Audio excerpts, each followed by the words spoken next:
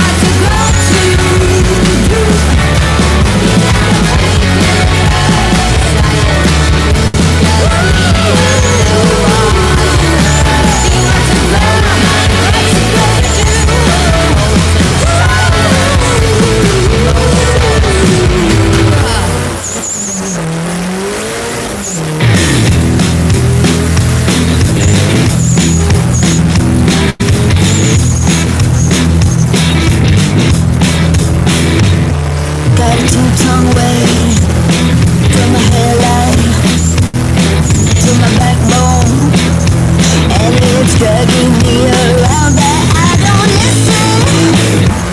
All your critics are red, mind your own business. That's right. Better run red lights. Now watch me fly. Got an angel to my left, devil to my right. We're going down.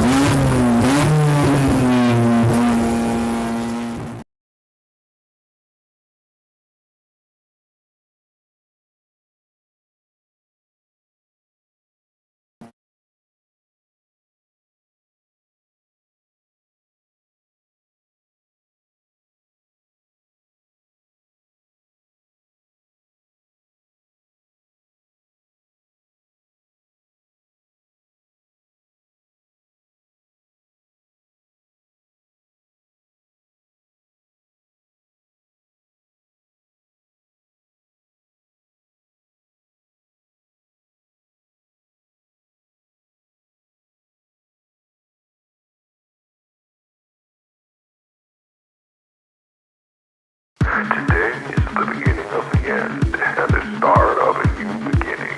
Time has come to refine yourself and let go of the demons in your head that have held you in captivity for so long. It's time to flip the page and prove them wrong. It's time for rebirth. Yeah, time's up to say goodbye to all the haters, doubters, and non-believers trying to bring you down. In the blink of an eye, you'll realize that there's so much more to the book than the page you were stuck on. Finally, you will be free to live a life you love living instead of the life you think other people want you to live. Remember, you are the highest authority when it comes to knowing what you want and what you love. So stop trading yourself for the approval from others. Ladies and gentlemen, weirdos and geeks, please repeat after me. I don't give a fuck.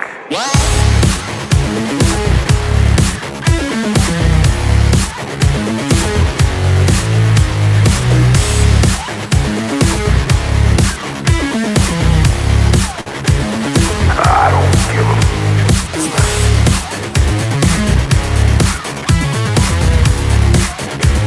I don't give a fuck.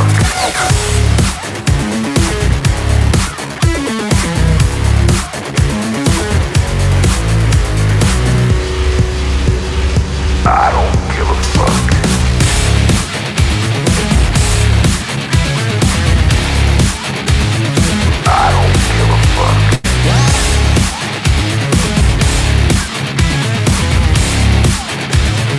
I don't give a fuck.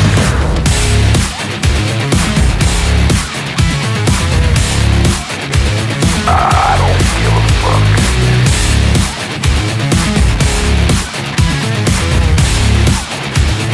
I don't give a fuck. It's time to start doing the right thing. So trust your instincts, stop listening to others, and own your decisions. People will always tell you what to do, opinions how to live. So let's create space for what matters most to you. You'll be glad you did. Now start claiming your time and your mental well-being by saying no more. No more. Say it loudly and proudly.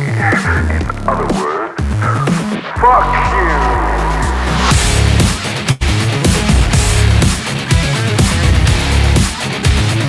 I don't give a fuck.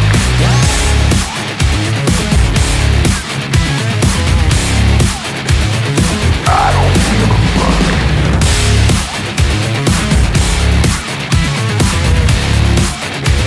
I don't give a fuck.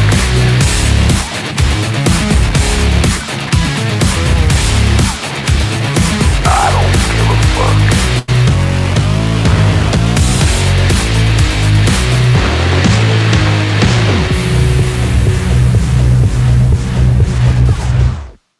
Target acquired. Eagle 1, first strike, you have permission to engage the target.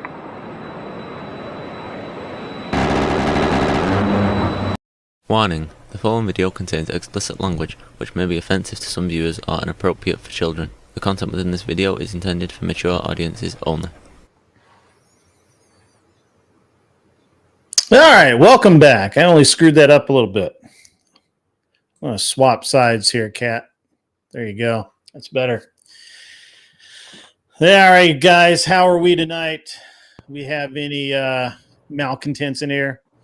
I see Michelle. Michelle, how are you? Welcome. The chat's not quite full yet, but that's okay. We're going up against Andrew and Rachel over on Timcast. I actually did want to see that, but honestly,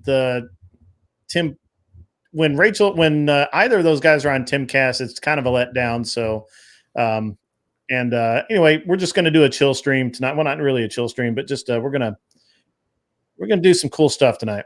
Michelle, I am very good. I've had a great week thus far. How about you, Kat? Not so good, but we're here now. Not so good. Are you okay? I kinda, sorta, almost burned the kitchen down. Oh, that's just typical female stuff. I thought you were going to come at me with something exciting. You only almost burned it down. You didn't actually burn it down. Well, it smells like it might as well have been burned down. Was there linoleum No. or wood on fire? Did you set the counter on fire? Paint. Maybe some paint from the wood. Scorched it a little bit? You set a hot frying pan down, didn't you? No, it wasn't that. The stove's acting up. The stove is acting up. Insurance job. That's what I'm hearing. All I'm hearing is insurance job. If only insurance paid for anything. Yeah, sometimes it does. So we're going to have I don't know that we're going to have like a super large crowd tonight, that's fine. I had actually a really big crowd today for the day shift. And I actually considered canceling the stream tonight because it's a really good fishing weather right now. I could be out on my boat. The truck is literally hooked to the trailer and ready to go, pointed in the right direction. I could have been on the lake right now, but instead I am here with you. Welcome everybody once again. I will say it again. We don't have very many people again in the chat so far tonight watching the show. That's okay. We will make it work. So anything else that you've been up to, Kat, while I'm just kind of giggling inside that you set your house on fire? Yeah. Working on my fish tank, my brand new ginormous one. Okay. Yeah. So that's Are you fun. going to put a camera in it so that we can see the fish swim around? I mean, that would make it not aesthetic. Oh. Well, you could get one that looks like a treasure chest or something. Oh my gosh. Michelle Not says the it's the stove's fault. Yeah. Yep. Michelle says it is the stove's fault. It always is. Misbehaving. The stove was misbehaving. Mm-hmm. So, yeah, good times. Good times. Well, I have not set anything on fire unintentionally in quite a while. I have some really good stories about things catching on fire from when I was racing. Oh. Oh yeah. Yeah. Fire is like, who cares? It's like normal. Don't even worry about it. So it's actually really funny. I one time, I was working on a 935. It's a relatively expensive car, and they didn't make very many of them. I'm working on it, doing some rewiring, and at the same time I was doing what I was doing, I was also kind of sort of helping another guy who was working on the removing the fuel cell. Now the fuel cell takes up the entire front end of this Porsche car, like the trunk of a Porsche, the 911 is the whole front of it, right? You ever seen that? Probably not. Okay, it's fine. It's the whole front of the car, and the fuel cell for a 935 takes up basically all of it because it's a turbocharged car, uses a lot of fuel, and it's an endurance car, so it has a maximum amount of fuel allowed by the rules. So there's like no room around this thing. Like it's literally like molded and shaped to fit into all of the nooks and crannies to have as much fuel as possible, right? Because that's how you want to do it. If you're going to do it fucking right. And so we're working on getting this thing out, and this thing's got like 3 fuel pumps. It's got like transfer pumps and all kinds of lines running everywhere. And I'm in between what I'm doing, I'm helping my boss at the time get this thing out. And at the same time, since we were redoing some of the electrical system, we were also redoing that we had a fabricator refabricating a new battery mount in a different location to use a newer, smaller battery, anyway. So you have to picture that while we're taking this apart, the entire front of the car is filled with fuel, right? Because the tank has fuel in it. And when we would take it loose, the fuel would drip out, and some of it would hit the floor, but a lot of it was in the pan of this of this 935. And this is like, I think at that time, so this is like 2001, 2002. And at that time, I think that car was worth about 200 grand ish, right? Which is a lot considering that a Lamborghini was like 90, right? Like, you know, like it is pretty expensive for what it was. And there's only like so many of them in the world. So we're working on this thing, and the fabricator comes over with his new little battery tray, and he puts the battery in there, which was dumb. Then he puts the battery in there without taping the terminals so that they wouldn't contact anything and spark, also dumb. And then he like bolts it in, and he arcs the wrench from the across the battery terminals, and we get sparks everywhere, which ignite the fuel in the car that I'm working on. Like I'm bent over the car and it's, and I'm like, okay, that's cool. So I turn around to get the fire extinguisher, and in the time that I turn around to get the fire extinguisher, that's literally like 8 feet away, this young kid freaked the fuck out and ran all the way across the shop to the machine area, which is where he knew there was a fire extinguisher, and ran back and sprayed the front of the car down. Totally cool. So we're like, all right, don't do that again. Don't be an idiot. You know what that fucking fabricator did? Did the exact same thing like 3 minutes later.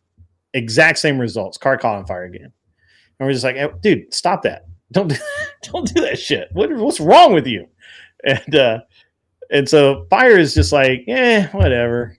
And I remember I was in California at Sears Point in one of the garages, and we were working on our car, and there was a 962 beside us, and they were no, pardon me, I'm backwards. We were working on our 962. There was not a 962 beside us. There was a Trans Am car beside us. And these are all like pro guys. Like we're historic guys at this point. We were running historic cars. So it's kind of like, it's serious because the cars are expensive and the drivers, you know, have a lot of money invested in being out there, and they take it really, the drivers take it really seriously. But for us, it's like we're not winning anything. You know, they're not even really racing. They're just making laps around the track and looking good. And these cars, they're historic cars, right? Like these are worth millions and millions of dollars in some cases. Like a 962 at that point was probably $1.5 million. And it is horribly expensive. You don't want to bend it. You don't want to break it. You don't want to do anything this. You don't want to breathe on it, right? Like most people keep them in museums. And these guys are out here racing them. So again, we have the car up on jacks, and I forget what I was doing. But there was a whole pool of fuel underneath the car. And I mean like the whole, like all the way underneath it from front to back. There's a pool of fuel underneath the car, and we're trying to get it stopped and trying to get it soaked up. And we had gotten it cleaned up right up in front of the car where the fuel cell was. And I'm not really sure what touched it off, but all of a sudden we hear woof and flames everywhere. This Trans Am guy, I'd never forget this. This Trans Am guy literally like looked over, like casual, like cowboy casual, looks over, sees the fire, picks up a fire extinguisher, puts fire out, puts the fire extinguisher down, turns right back around, and went right back to work like it was fucking every day. Like every fucking day. Like this is just normal shit. Like this doesn't even matter to him. He didn't miss a beat. And that just echoes how casual you can get about something. I remember I was at Daytona at the 24 hours, and they were Gunner Racing was running a GT1, which was it kind of looks like a 911, but it's not. And I think it was actually a GT1 Evo, which is a long tail version. It's a really cool car, but they had air freighted this thing from Germany, which I know breaks your brain, right? Like to airship a car, to FedEx a car overnight from Germany, right? Like that breaks people's brains, but we do it. It's what we do. So they had FedEx this car. They bought this car in Germany, FedExed it over. They had literally gotten it there, cleaned it up, they literally were putting stickers on it as it rolled into tech. they roll it through tech, still putting stickers on it. And yes, she does have the smile and nod mastered, right? She doesn't care about any of this shit. And but we're down in Daytona Beach, right? We're racing right down near you. I've raced at Homestead, which is right outside of Miami, but and we won there. But we were. Is Glenn wanting in? Did I not give him the link? That's all right. We'll get to it. But so once again, these guys are running this car, and they have no idea anything about this car. Like, all they knew is that the car ran, and it was capable of making, and it was actually pretty fast. And so they're out there, and they ran it in warm up, they ran it in practice, and everything was great. And no, Glenn doesn't have a wrench. She's not a mod. He's a guest. So pardon me, I lost my train. So we actually never run the car, but maybe an hour at any given time. So the first stint, they go out for like 2.5 hours. The driver comes in, the car goes up on the air jacks. Now, have you ever seen a car go up on air jacks? So you ever seen where they come in the pits, and you're watching, and the guy has the big air hose, and he pops it into the fender or the back of the car, and the car just goes chunk chunk up like that, and it just pops up on jacks. They're air jacks. So the guy comes in, bam, goes up on jacks. My buddy Drew, who was like, at this time, I think Drew was like 65. Like, he was an old dude, but he was the left rear tire guy for the team. So he's running out there. He runs out there with his tire. He's got his air gun. He's blowing the tires off, gets a tire off. And all of a sudden, all down the line, you hear fire, fire, fire, fire, fire. And they're pointing at the back of the car. And what had happened was, it had an oil leak from the front of the engine. Well, you can't fix that without taking the car completely apart, because it's a mid-engine car. They didn't want to do that before the race. So their strategy was just to constantly put oil in it like a woman, right? Just we're not going to fix it. We're just going to put oil in it all the time, right? That was their strategy. I didn't know this, and at the time, but so they knew they had the oil leak, but they didn't think it was a problem. But what was happening is that in the race, that it had enough time that the oil would travel down the carbon fiber under tray and pool right by the turbochargers, which are like 80,000 fucking degrees. And every time when it's moving, it's fine because there's airflow through there. But when they would stop, it would superheat and flash fire and catch on fire. Every single pit stop, it caught on fire. Every single pit stop, they put the fire out. But I'll never forget, my buddy Drew is like, ripping his tire off and getting ready to put the new one on, and you're fire, fire, fire. And he looks out from around the car. And he's like, your side. And he goes back to putting the tire on. Like, he just doesn't give a fuck about that at all. Not even a little bit. It's on your side. You take care of it. I got a tire to put on the car. It's so fucking awesome. And you just don't get that very often anymore. I'm sorry. I'm having a great time here. Why are you talking to a woman about cars? She don't care. She doesn't care, but I enjoy infuriating her. I get so little of this during the day. I just have to do it.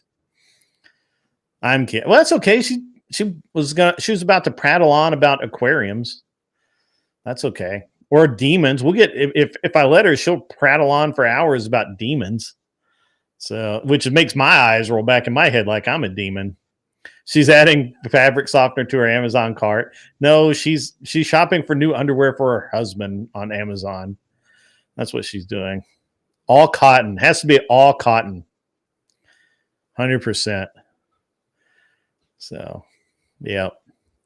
All right, Kat, what have you had anything exciting other than catching your house on fire? Which I have lots of good fire stories with race cars. No, that's pretty much enough. That's it? That's I don't go anywhere. It's been one day. No, I get all that stuff. So, cotton underwear and wool socks. Preparing for a hike. So, have you been streaming? Nope. I thought I saw you on like early this morning, and then you disappeared again. Where? Not streaming. I wasn't streaming. Oh no, you were commenting this morning. Oh yeah. I was eating or cooking and commenting. You know. Yeah, you didn't show up for my midday show. You missed out on a banger. It was awesome. I was probably at the fish store. The fish store. What kind of fish did you buy? I'm not buying fish. I'm doing the aquascaping. So I'm getting rocks and sand and big pieces of wood. What kind of fish are you going to put in there? I don't know yet. Tetras, clowns. One thing at a time. Triggerfish. We'll see. All right. All right. Well, let's move on. We'll move on from race cars catching on fire. We can go to race cars crashing. We can talk about going upside down. That's fun. I haven't been all the way upside down in a race car, but I have been sideways, sitting in the seat, strapped in to where I couldn't get out. That's exciting. The funniest thing about the whole thing was that 90-year-old man running towards the car. I thought he was going to have a fucking heart attack. I was like, because I forgot to put my hand out so Kat, if you're ever at a road race and you put your car on its side or upside down, here's the thing.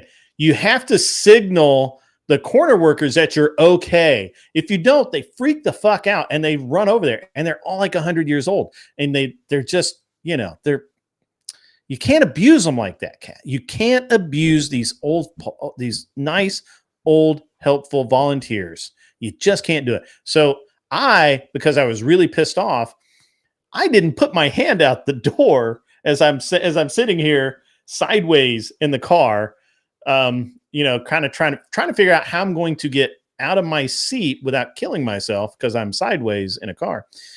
And I didn't put my hand out the window and do this. I didn't wave through the glass. Of course, it wouldn't have mattered through the glass. And so these poor bastards are running over there like, and I was like, oh man, that guy's gonna have a heart attack. So I had to. They're probably thinking to themselves, why do I keep volunteering for these events? But I told you the story about how I became I became a noted individual in my region. Did I tell you that? It involves a young lady. So Andrew has his grumpy hat on. That's okay. Maybe he'll come over here and he'll be grumpy, and Kat will be very quiet, like even more quiet than normal. You've got to learn, Kat. You've got to seize the day. Seize the day. Kat, seize the day. What? So have you ever known these girls that get by only because their dad or their mom are in charge of something, and therefore they just, even though they screw up all the time, they just get away with it, and nobody cares, right? And it's just because their parents are, whoever they are. Have you ever met anyone like that? I mean, mostly boys that are incompetent and their dads give them like a big role in the company and they mess it up. Yeah, same kind of thing. But girls, they just give them money and they don't really pretend to work. So when I was a younger man, I was not nearly the well-mannered, controlled individual that you see before you today. I had a little bit of an anger issue, a little tiny bit, just not bad. I wasn't punching walls or anything. I could display anger. I could. I know it's hard to believe. I know. It's hard to believe, but I really could. So, I may have mentioned that I grew up poor, but I wanted to do expensive things. And so I had to work really hard to do it. To be able to go racing, for example, I had to work my balls off, like every shift I could get, every odd job I could find, everything I had to, because it costs a lot of money to go racing. Even cheap ass club racing like what I was doing. So I had at the time I was running a Porsche 924 in GT3. Sounds expensive, but it was probably the cheapest car I could run. And it was all fiberglass and, anything, whatever. And back then you had to qualify to go to the runoffs, right? It's like if you want to go do something and you have to make like 3 events or whatever, you have to meet a certain level to be able to go. So you had to have enough points by finish. You didn't even have to like win or be top 10. You just needed to finish above a certain spot in your division. Like, so you had to finish in like the top like 10% or top 15, whatever. It wasn't a lofty goal to go to the runoffs, but you still had to do it. And you still had to go to the events, and you couldn't just fuck off and not do anything and still go. So my infinite wisdom, not infinite wisdom. So in my poor, tortured state as a less than wealthy person, I would skip the Thursday practice day because one, I couldn't afford it, and B, I needed to work. And then I would work Friday up until as late as I could, and I would leave Friday afternoon or Friday night and drive to the event, sleep in my vehicle, and then get up Saturday morning, and I would qualify on Saturday morning and race Saturday afternoon. Unless they qualified on Friday. If they had qualifying on Friday, I'd have to show up on Friday. But typically I could get away with this particular schedule. And we're talking, this was all close. It's like I'm in Nashville area. So like the specific track that I was going to was Memphis Motorsports Park, which I'm not even sure is still there anymore. But I'd have to drive over, and I did exactly that. I drove over after I got off work. It took me like 2.5, 3 hours to get there. I got there right as everybody else was finishing dinner. I get there. so I'm sitting there and I'm trying to like wolf down a plate of food. And I'm like, hey, anything I need to know about the track tomorrow? Because the first time I'm going to see the track is morning warm up. And since I haven't qualified, I have to start dead ass last. So I'm going to start from pit lane. So I have to go by everybody else.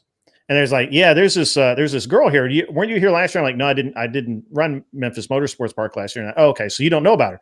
So, and she was the regional executive's daughter, and she drove in her mirrors. She was a horrible, horrible race car driver. And she had crashed a bunch of people out with her bad driving.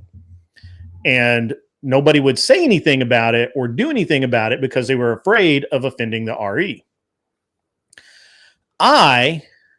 Even back then, I gave 0 fucks. 0. I have a lot of money riding on, a lot of money invested in this, not riding on, but invested in it. And I have a goal, and I'm going to meet my goal, and I cannot get crashed out by this stupid girl. And I don't know that she was stupid. Her behavior was stupid. So I couldn't afford to get crashed out. I just couldn't do it. So in the morning warm up, now I have to preface this by saying that my car was mostly fiberglass as a GT car. There's like no real metal in it. And I was told that I was very intimidating because I kept a complete second set of bodywork on my trailer, all stickered and ready to put back on the car. Like I could literally like take the whole side of the car off, pull in 20 minutes, we're ready to go. I was told that I was very intimidating because that they thought that meant that I intended to crash. And I'm like, no, I just can't afford to not make the event, right? Like I have to be able to fix the car no matter what. I've got to go. And WMD got arthrodya. Whoops. And so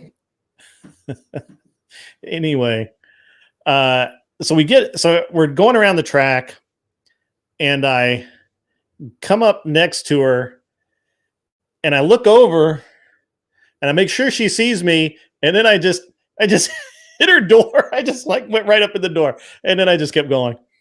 And then I, of course, it's only a 15 or 20 minute warm-up session. I forget how much. It's been too many years for me to remember exactly how long, but they're never more than about 20 minutes.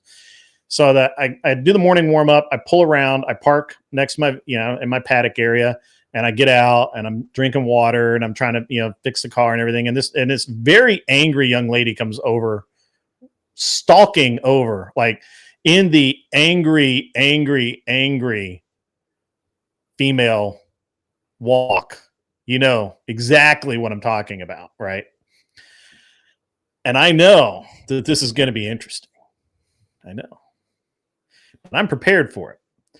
So you put the period in the Mr. Boulay. You can't do that. Can't. That looks like a link to the bot. Anyway, so this very, very angry young lady comes walking over, and I knew who. I didn't even have to. I'd never met this person before, but I knew who she was. And she comes over and she says, "You hit me." I said, "Yes, I did.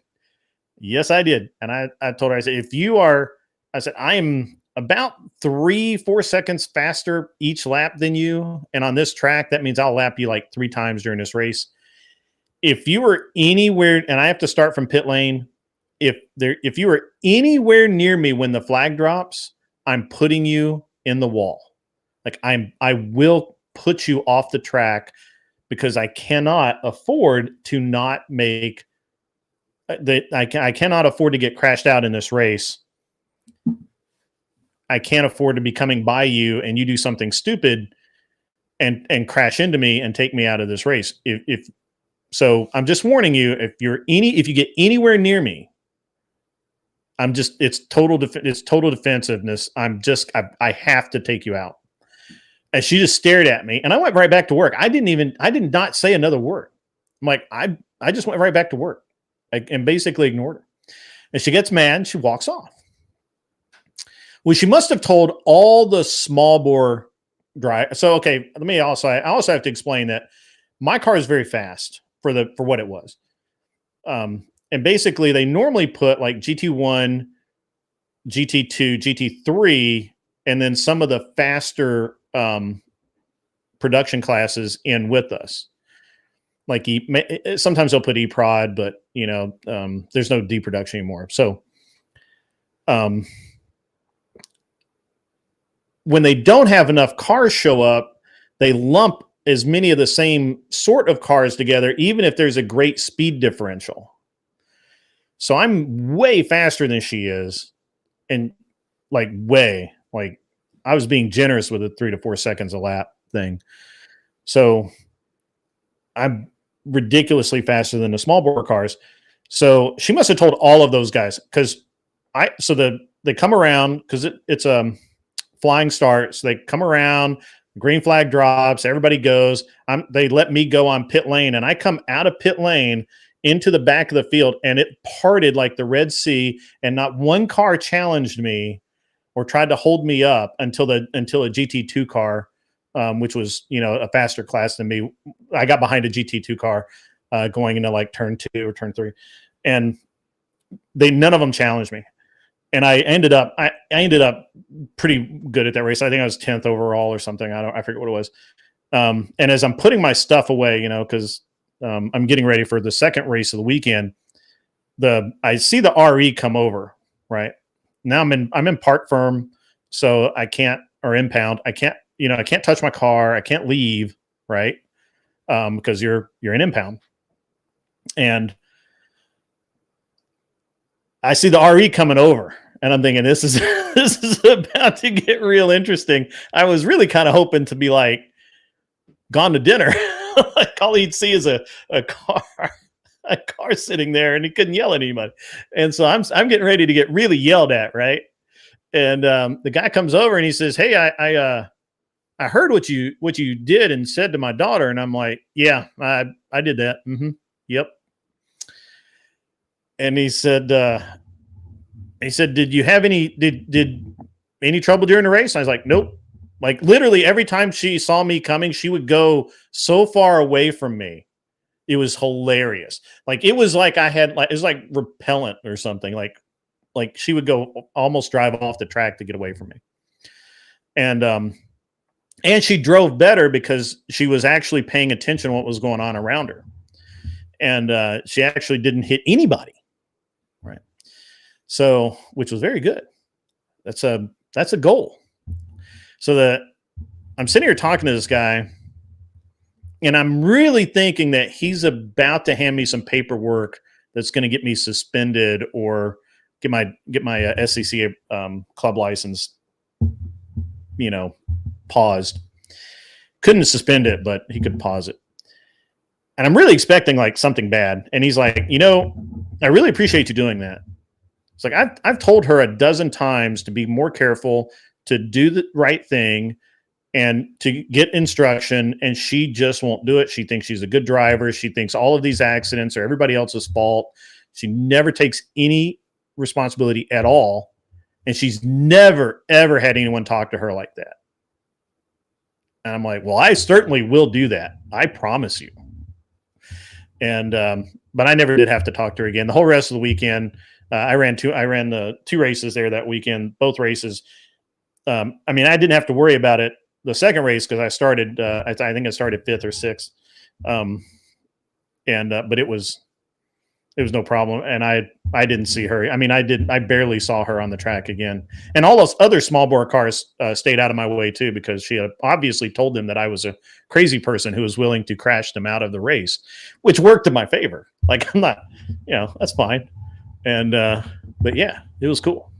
And she had the shittiest car I'd ever seen in my life. It was like you don't remember this. You're old enough to, but you don't remember it. But it was a Datsun B210. They called it the Honeybee. It was just this little shitbox car that somebody had turned into a race car at some point in time. And it had probably been a good race car back like 30 years ago or 40 or 50 years ago now. But no, she was not Danica Patrick's mother, Mr. Boulay. But it was really funny. Do you remember the 210s? Holy shit, I thought I was the only one that did that.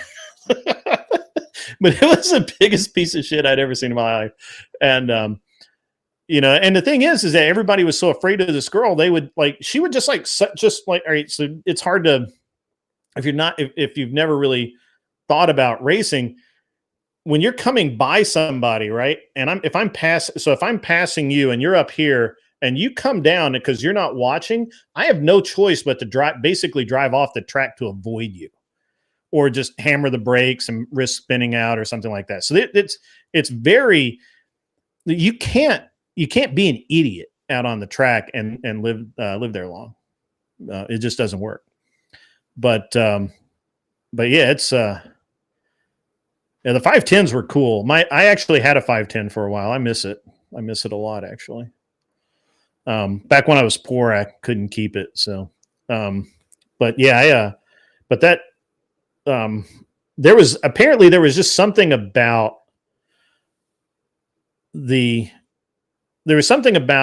way that I conducted myself on the track that was, I was never particularly overly aggressive, but I just had no time for bullshit. Right. So, and again, everybody thought that I was ready to crash because I literally had a stand set up on my trailer with all the body panels stickered, painted, ready to like put on the car if I crashed. It was awesome. And nobody else had that. Like, nobody else even had like a spare front bumper. And I'm like, how do you not have a spare front bumper? I've got 2 of those. Like, I'm fully prepared. And when I went pro racing, I would literally tell the drivers that I consider bumpers consumables. Like, if we use that up during a race, if that goes away during the race, that's fine. It's totally cool. It cost me a couple $100 and some paint. That's it. And I did. I literally meant it. And I finished races missing front bumpers, rear bumpers, doors. I've whatever. But that I hadn't actually thought about that story in a long while, Kat. Thank you for that trip down memory lane. Yeah. Do they have a team doctor on site? No, they don't have a team doctor on site, but we're required. Well, where'd it go? So they're required to have EMTs on site. They don't have a doctor on site, but they are required to have EMTs and an ambulance service and life. If we have a race weekend, we have to have life flight on notice just in case. Yeah. Yeah. So that was good stuff. I have a lot of really cool racing story stuff because I did it for so freaking long, like a long time, longer than most people. So, yeah, I'm not a fan of Nissan. Kia actually, Kia is interesting because they're owned by Hyundai, and Hyundai decided at some point that Kia was going to be their sporty arm. And so they put a shit ton of money into their racing program. I mean, a lot. They actually have one of my friends one of the drivers that I use from the UK driving it. I only miss it occasionally, but I don't pay attention to it. I barely talk to anybody in the industry anymore. I like talking about it because it illustrates so many different points. It's interesting how much I learned about life from racing and being in a sport where performance is absolutely critical, and the relationships that you make determine how far you're going to go. And I used to not believe that. Always believed initially that you could be the lone wolf, boy racer, show up with a car and get shit done. But I promise you, you can't do that. You cannot do it. You must work within the series. You must network. You absolutely have to understand the business side of racing. And you know that actually that's what prevents most drivers from being like superstars. It's not that they're not good drivers. I mean, it's easy, actually. It's very easy to learn how to drive a car fast. I could teach Kat to do it. I could make Kat a pretty solid driver. As a matter of fact, I prefer to work with a lot of female drivers sometimes, because once they get over the fear of going fast and the sound of the tires and the feeling of the car moving, they actually in data they have faster reflexes, and they're more sensitive a lot of times than male drivers. So that's an interest. It's an interesting dynamic. One of my favorite drivers I ever worked with was Savannah Rickley, who did the Pikes Peak Hill Climb. She never actually went on. She never ran a race with me, but she ran a club race. But I could watch in data where she was really gaining lap time every single lap. No, air racing is too expensive. Like, we'll get into that in a second. We'll talk about air racing in just a second, but at the risk of sounding just like completely stupid sometimes, a lot of the reason most female drivers fail is they lack aggression, and they lack Cat shaking her head. No, they do. They lack the controlled aggression to actually get in the car and drive it right up to the limit every single time without crashing somebody else out. And it sounds weird, but I found that in almost every single female driver that I've worked with. They have really great reflexes. They have really great feel for where the car is, but you put them in traffic and they can't deal with it. They get overly aggressive, and they tend to crash a lot. So, yeah. And I mean, we ran against Shay Holbrook. She was kind of that way. Yeah, Michelle, I don't trust the other people. Right. What is it? Hold on. What is it called when you're driving within your tire's grip? It's something that's been on the tip of my tongue for years. Referring to the play zone. We're talking about the traction circle. The traction circle is like, it's the balance of that. But yeah, I think you're talking about the traction circle. Yeah, Arthur, I can see you having trouble being aggressive towards another driver, but it's a controlled aggression that's needed. The problem that I have is that I know I don't have the controlled aggression that's needed to do some of the things. Please note that the percentages in these pie graphs do not add up to 100% because the math was done by a woman. That's mean, Anson. Anson's been on a roll today. I think Anson's a little salty about something. I'm not really sure what, but I feel like Anson's a little salty today. It's okay.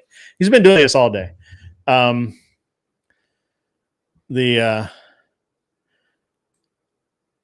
Yeah, I don't know about safety on the road. I'm only speaking about racetrack shit. I can't tell you about street car driving. Street car driving is dumb. Put some cheap snow tires in. Yeah. No,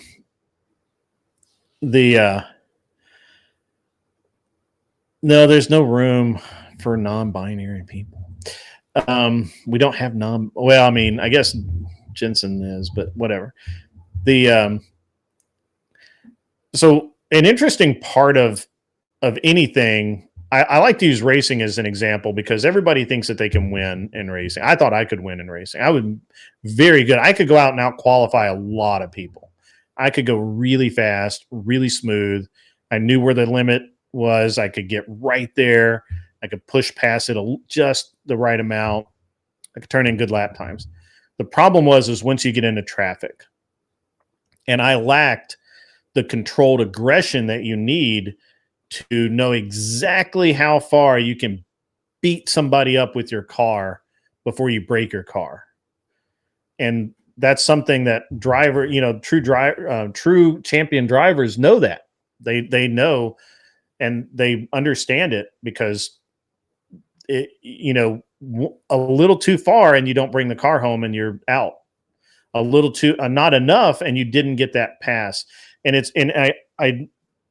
I liken it to how in life there are people who take chances and win, and there are people who never take a fucking chance and they always settle or lose. Would it be timing? No, it's not about timing. So like, I can see I can pass this guy in this corner. I can see that. But it's a low percentage pass. And the risk is that if I don't get it exactly right, if I don't time it exactly right, if I don't hit the brakes exactly right, if he does something different, it's going to throw everything off. It's low percentage. I won't do it because I lack that aggression. If a driver with an overly aggressive driver will just not even think about it and just try and drive right through and more than likely crash out. A driver with the specific controlled aggression will see the exact point, the exact way through, and he'll make it happen. I have a perfect example of this. So I worked with this guy named Speedy Dan Clark, and he was in IndyCar, he ran Indy Lights for a while. He's a super nice guy, lives somewhere still in the U.S. I think he's married now, whatever. But back then, he was a single dude, free agent, and he raced a lot, and he wanted to race in World Challenge. We had a car, match made in heaven. We went to Mid-Ohio, which is a track that he knew pretty well, and we were pretty quick there in qualifying, but the entire weekend of qualifying, all of the qualifying sessions, he was bitching and whining about the car. He didn't like this. He didn't like that. He didn't like this. He didn't like that. He didn't think there was enough platform. It's like everything, we're constantly fucking with a car to make it fit him, which we were glad to do because I would rather a driver talk to me and tell me what he doesn't like than when it just goes, yeah, it's okay. Yeah, it's fine. And like a woman, it's fine. It's close enough. No, I want the guy that's like, no, it's just not right. Whatever, there's not enough platform in right-hand corners or, it's too stiff and left or whatever. So, but I was about tired of it. I'm like, dude, this guy's a candy ass. Like he whines about fucking everything. And, so we go out in qualifying, and qualifying, he actually shocked me in qualifying, turned in great qualifying time. Qualifying at Mid-Ohio that year from 1st to 10th was under 1 second spread. Talking tenths of a second between each car in qualifying. So nice. So we're all really fast. And so we start 7th, which is outside pole. And during the driver's meeting, it's always very important to pay attention in meetings, Kat, because you might miss something. If you miss something, shit happens. So it's very important to pay attention in the driver's meeting. So the driver's meeting, they had told us that just for the start of the race, because it's a standing start, just for the start of the race, you could use the entire width of the track, including the runoff area and the pit out area of the track going into turn 1. It's very important. So Speedy Dan, the green light goes out, the green flag drops, both same time. I'm on the radio, green, green, green, green, green. And he fucking goes. And of course we're rear-wheel drive with slicks, so we're fucking fast. Us getting our car getting off the line was just fucking amazing. Like none of the front-wheel drive cars could even touch us. So he goes by 2 cars right out of the gate, and then he comes up between Lawson Auschenbach and Rob Holland, and this dude goes between those two. He's so close that he folds the rear view mirrors on the car. He folded the fucking mirrors and he just kept going. There was literally like smooth spots on the wheels where the wheels were contacting. This is how fucking close this guy was. And he just went right into turn 1. He went from 7th to 1st in turn 1. That is controlled aggression. I was like, all right, we can keep this guy. I'll drive. He can drive for me, because that motherfucker made it happen. I mean, you guys don't understand. This is some serious shit. This is baller shit. And we ended up going out with a bad fuel pump, which sucked, but whatever. But we led that race, and all due to Speedy Dan just fucking them up right out of the start. Like they couldn't touch his ass, and he had the balls. I mean, you think about the massive set of testicular fortitude that it takes to go between 2 cars. Everybody's moving around. Everybody's vying for a position to go through them so close that your rear view mirror is full. I mean, it was awesome. I wish I had the in-car video still. I'm so angry that I haven't been able to find it in my vast collection of in-car data. I really need it because it's so good. And I talked to Rob Holland about it a couple of years later, and I'm like, hey man, I remember that. Like, I've never forgotten that. He's like, yeah, I've never forgotten it either. I just looked over and I figured that if he thought he could do it, I was going to let him try. and he did. I mean, but you guys just got to think of, go out and look at how close you have to be to fold the mirrors on your car and get back to me. It was pretty fucking baller. I do have it on video. And matter of fact, it's probably on the old World Challenge. What did they? I think that was Mav TV. It might have been NBC. I forget who we were on, but the video still exists. I'm sure it does. So, yeah, but it was killer. I like that guy. That guy can drive for me anytime, and so I that's that controlled aggression of which I speak, right? Like he didn't really put a scratch on the car, nothing that wouldn't buff out, but he went straight through like he should. And I went from like thought he was a candy ass to being his biggest fan in like 2 seconds, right? Like I wasn't even going to put him back in the car. I was done with him. So, and then I had at Barber Motorsports Park in 2014, I think, probably 14.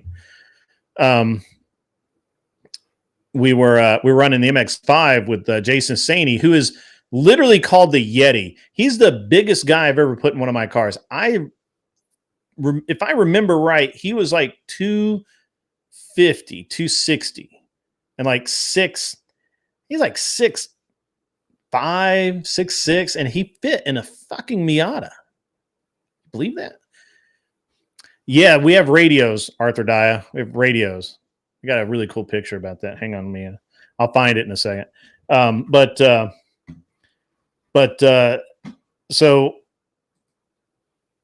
Saney, who by the way is a liberal fuck. It's okay. He's still a cool dude, but he's a liberal fuck. Saney, we were at Barber and he actually broke the we actually had the right front wheel hub failed. And so on the straightaway, he would hold the brake slightly to keep the wheel upright and centered as it's going around the track. And then when he was going the turners, he would let it off. We finished second in that race, and we actually crossed the finish line with a blown passenger front hub, a flat driver's side front tire, and I think all of the body panels on the car had to be replaced except the trunk lid and the the driver's door. The driver's door and the trunk lid were the only panels I didn't replace on the car after that race because it was just getting beat up all over the place. But we took a second. So that's a controlled aggression as well, you know? I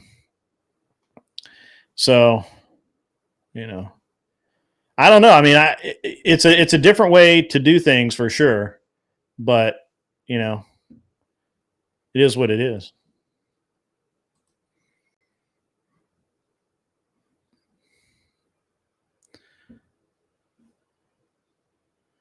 Yeah, I actually have a Miata I need to sell, but it's such a girl car. The one I have is such a girl car because it's an automatic. It's a special edition. It's just a stupid car. So, yep.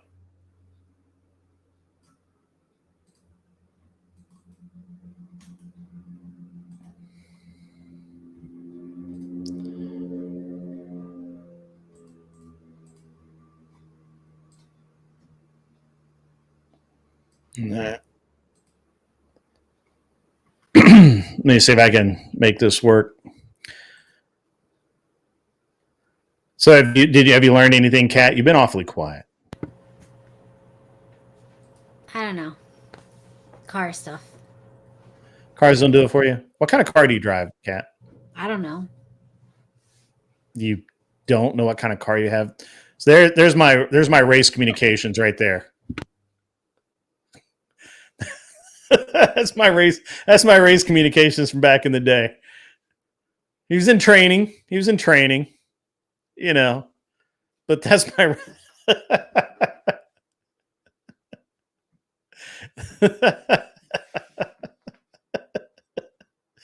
he's in training. He's got his radio, he's got his headset. He's ready to go. Guys. So that's the in-car communication. Do you have a Honda? I don't know. You don't know what kind of car you have? Like a basic, no big deal, whatever car. It's not interesting. Not interesting. I mean, they're all interesting in some aspect. Highly doubtful. Yeah, highly doubtful. Okay. All right. Yeah. Yeah, that is my son when he was like 5, I think, 4 or something like that. I doubt he was in first grade. He might have been in first grade. So, yeah. That was a long time ago. He's much taller now. Much, much taller. So, yep. Yeah, he likes my stuff. He always takes my stuff. You know, even the night I went in earlier to check on him because, you know, I'm out here, he's in there all alone. Well, not all alone, but close to alone with all my stuff. I was like, let's probably go check and see what's up. Had one Honda. I've never raced Hondas. I mean, I've had customers that raced Hondas, but I've never raced Hondas. I've only ever raced Porsche. So we did Porsche, we did C5Rs, we've done a lot of Porsche racing. The C5R, the Viper Comp Coupe.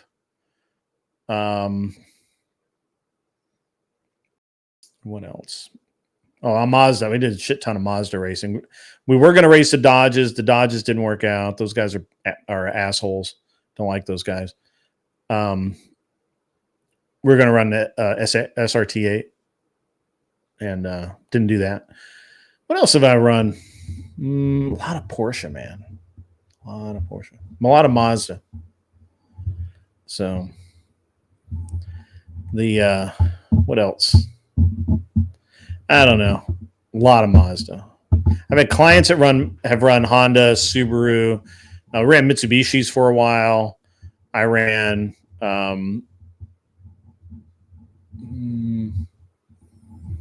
we ran a Mustang for a little while, Camaro for a while. A lot. I guess I've run a lot. And a lot of prototypes. A lot of formula cars, prototypes, that kind of thing. So, a lot of good stuff. Oh, members only mode. Cool. Yeah, those guys are dicks. How are you, Michigan Christian? I will just talk. I can talk race car for fucking days. Especially if I get somebody in here that'll talk race car with me. We can have a great podcast about race cars. You can change the oil. That's cool. I've got bikes. I bounce between new and old bikes. You have a CRX? Do you autocross it? Mr. Michigan Christian? Kat, have you been on with Michigan Christian before? MC? Have you been on with MC? I don't think so. Have I? MC is a cool dude. You might even not hate him. How do you get the are you on my Discord there, MC? You don't look like you're in my Discord. Yeah, Kat, how do you get your tire changed if you have a flat tire? Can you do that? I've never had a flat tire, but I would assume I would call my dad or my husband, whoever's closer. Yeah, that's what my wife does too. That's exactly what my wife does. Yes, the shed.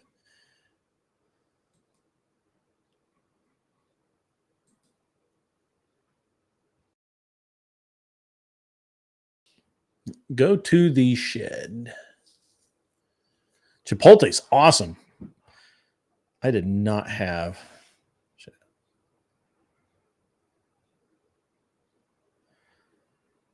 Okay. Yeah, go to the shed and I'll give you the link. Yeah, I'm in no hurry. I got other stuff to talk about. Jantix, what? Oh, change it yourself? No, my wife has never changed a tire. She will not change a tire. That's just how it is. She also knows nothing about cars, and she doesn't want to. Although she has driven the Transporter before. Also, I kid you not. So we're driving to Utah in the fucking snow and ice. My wife, for some odd reason, decides that she doesn't want to drive anymore because it's snowing too much.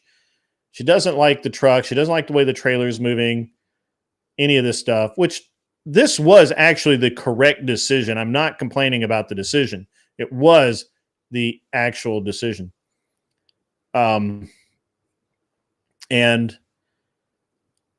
she pulls off this exit to a farm in Utah, which I don't know if you've ever been to Utah, but they have random exits for farms that don't go anywhere. And basically, once you're off of the highway, it's just a dirt road in the snow. I had a which trailer was that? Was so I was fortunately it was a short trailer. It was a 24-foot or 28 foot enclosed. I somehow got that turned around at night. I still have no idea how, without destroying anything. Get back on the highway and then keep going. I told my wife that the next time she felt like she needed to go to sleep, to either find a rest stop or pull off at a truck stop. Just a few more miles. It'll be fine. It's fine. Yeah, men should know how to do all of that, but women, so, you know, I don't know. I don't know about women and changing tires and shit. It's too much. There's a lot that can go on wrong. And you might have skipped lug nut day, and if the lug nut's coming up is exciting. It is exciting.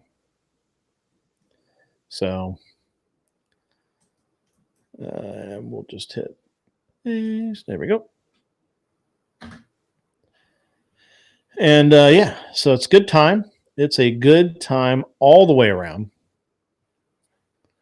Had to change a tire in the blazing Florida sun. All right, awesome.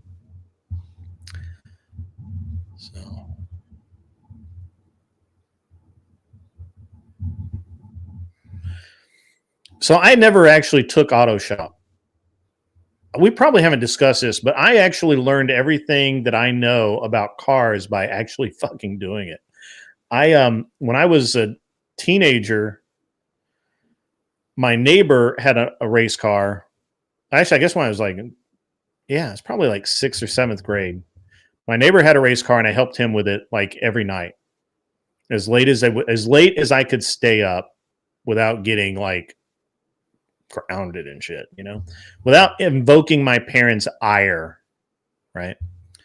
And he taught me, and fortunately, he was a really good teacher. He really understood how to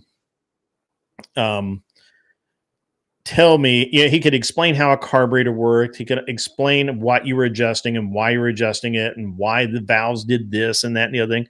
And this is something I don't think a lot of people can do. And I think that's one of the reasons why we're so fucked up, is because the people that know how to teach are not allowed to actually teach. And this is a problem. But fortunately, my neighbor was really good at it. We're friends to this day. And he just moved to Florida last year, unfortunately, which sucks, but it's okay. And he would sit out there and drink. He's 10 years older than me. So he would sit out there, drink beer, and tell me how to, what he was doing, why he was doing it. And in general, just literally teach me how to work on these cars and actually give me a lot of the concepts, the advanced concepts that that went along with racing and racecraft. And then I went to I learned how on my own cars. I read and studied, and I bought books, and I read and I studied, and I went out and I bought cars and I worked on them, and I went racing. And I just learned organically doing it that way. And I've never had an auto shop class. I've never had a welding class. I've never had any classes like that at all. But I'm, at one point I was at the top of the food chain, even without having ever gone to college. And I had I actually employed people that had gone to college in the UK to be race engineers. Because in the US we don't offer that for some reason. But yeah, it's cool. So yeah. All right. We got did you hear that? I think only I hear it when it does that.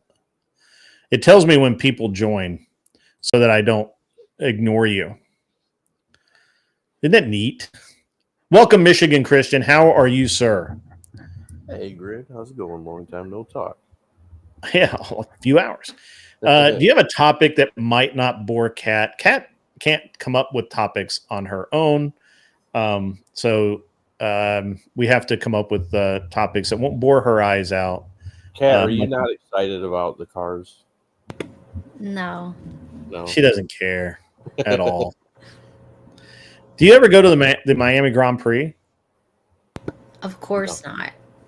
Do you go to Homestead and watch the endurance races there? Why would you not do that? It's in your backyard. Why would I ever want to do that? Why would you not? It's exciting. No. It's fun. It's fun and exciting. It's basically the equivalent of Christmas every single day. Every time I see Roland's name, Roland Thorne, every time I see his name, I had a driver named Robert Thorne. And literally every time I see that name in chat, I think it's Robert. And I'm like, hey, Robert, what's up? Like, that's very funny. Anyway, sorry. Ever since I've watched Fresh and Fit, I think Miami is pretty much a degenerate cesspool, and I'll never go there again. Or ever, I should say. I've been there a couple of times. I don't like it much. So yeah. So topics. Well, we had some people in the chat that were probably there for the whatever show, and I don't know if Raging Patriot's on. He got me good. I said got you. Yeah, I said in the chat I was gonna get some heat for simping. The girl in the pink. So actually, yes, I heard you last night about that. So I had to do it. She's not far from where I am. She said she left her Muslim boyfriend because she's a Christian, and that says a lot. And the Muslim. Yeah. And she talked about submission and said that, you have to make yourself submit to men. I mean, she basically stood up against what the typical whatever chicks say. So I was like, you know what? She's not far from me. We'll see what happens. And I apologized in the chat before I did it. I knew I was going to take heat, and I took some heat. And, it is what it is. So you took some heat, huh? Yeah. That's all right. Don't worry about it. Let's define simping here, because I think there's a difference between simping and courting, or simping and complimenting. For example, this is going to be up Cat's alley. Yeah, let's go, Cat. You wanted a different topic. You brought this on yourself.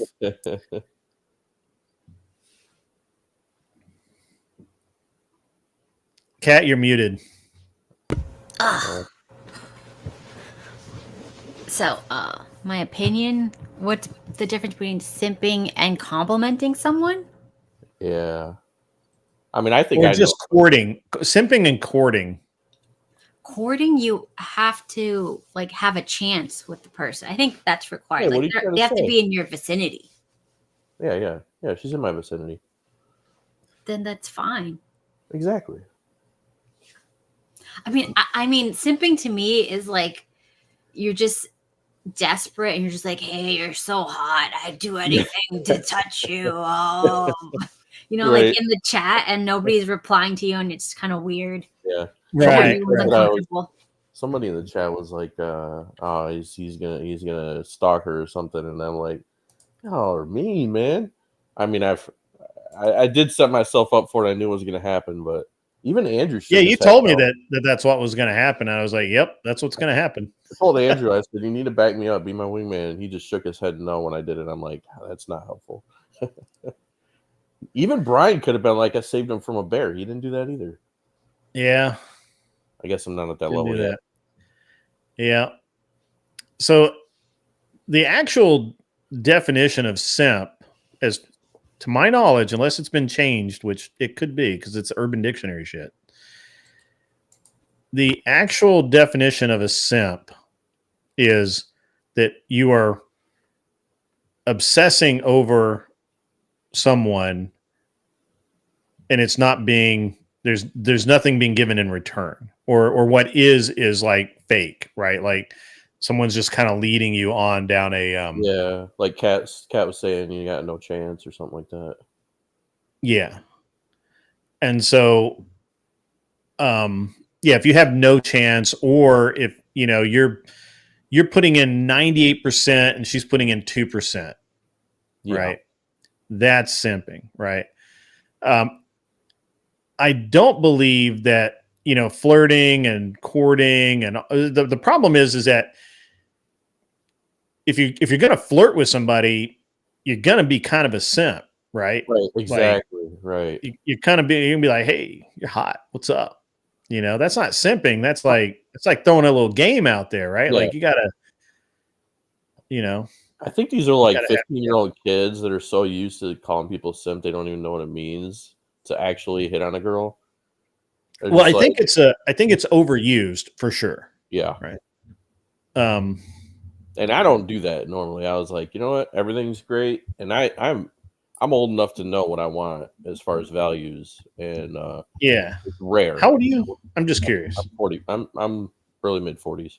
Mid 40s. Okay. Early mid 40s. I'm more early. Yeah. Okay. I don't want to say exactly because That's all right. Have you been married before? I have not. Okay. And it is mainly because of feminism. I refuse to marry a feminist or a 304. I just won't do it.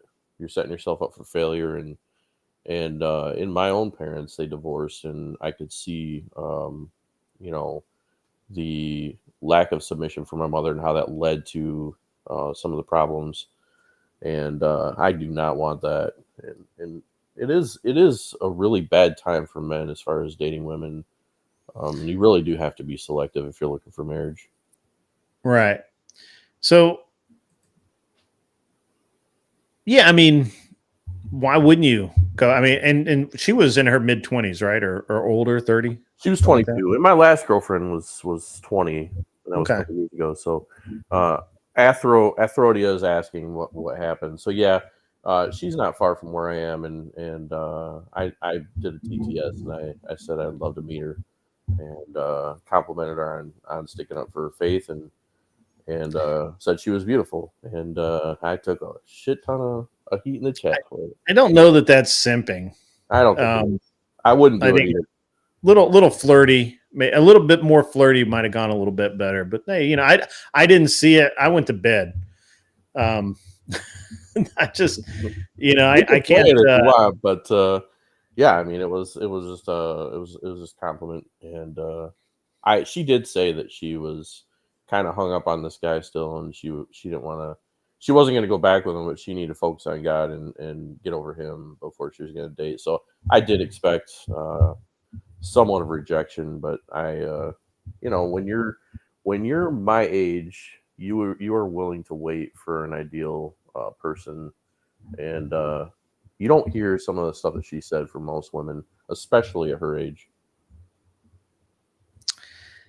Yeah. So actually, I have a friend of mine who moved to Michigan from California. He's actually back in California with his family right now, and he actually was dating he's in his early to mid 40s, and he actually is dating or was dating this 20. I think she was 24-year-old, but she was a fucking demon, and not even kidding a little bit, and she actually got engaged like 3 weeks after they split up.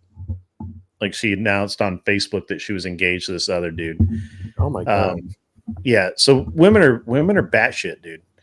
And sometimes it's better, honestly, sometimes it's better just to kind of hang back and see what's up, just like, wait for the red flags. Yeah. Somebody's bumping them. Wait for the red flags, right? Just the heads up. And Kat, I'm glad you didn't burn down your kitchen. That's good. Yeah. Well, Kat needs a new house. It's got mold. It's got a lot of problems. I'm not saying that burning down is like the best thing that could happen, but it's not the worst. So and going back to our conversation, I will say that Kat's mad at me. I mean, she did openly admit she almost burned down her kitchen. So I mean, she probably knew it was coming. Yeah, and I got to talk a lot about fires in race cars. Yeah, and I mean that just touched the surface of fires in race cars. Like I have so many. I heard your fuel ignition story as well as going to Chipotle. Yeah. Dude, I've had so many fire and race car episodes. It's crazy. Going back to the age gap. Somebody's mic's bouncing, but going back to the age gap here, you good? Yeah, my screen blacked out for a second. It was very weird. Did that? It did it earlier too. I don't know didn't what notice happened. anything in Streamlabs. It could just be on my end.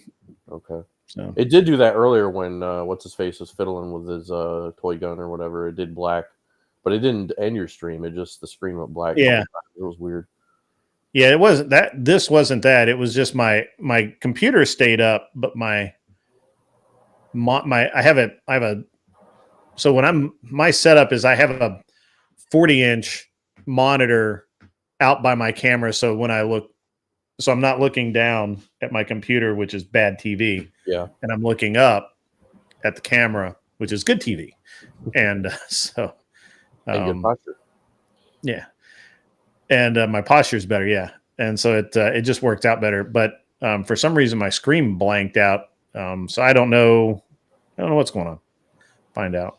So yeah, going back to dating. Night, Roland. We'll see you tomorrow, buddy. Oh. But yeah, going There back we to dating, my last girlfriend was 20, and she. Oh, what am I looking for in a woman? Am I looking to get married and have a family? Yes, looking to get married and have a family. First and foremost, Christian. She has to be submissive. That's in the Bible, and it's the natural order of things. Can't be a feminist, and when I say that, I mean Andrew level feminist. Like, most women don't think they're feminists, and they're also still feminist.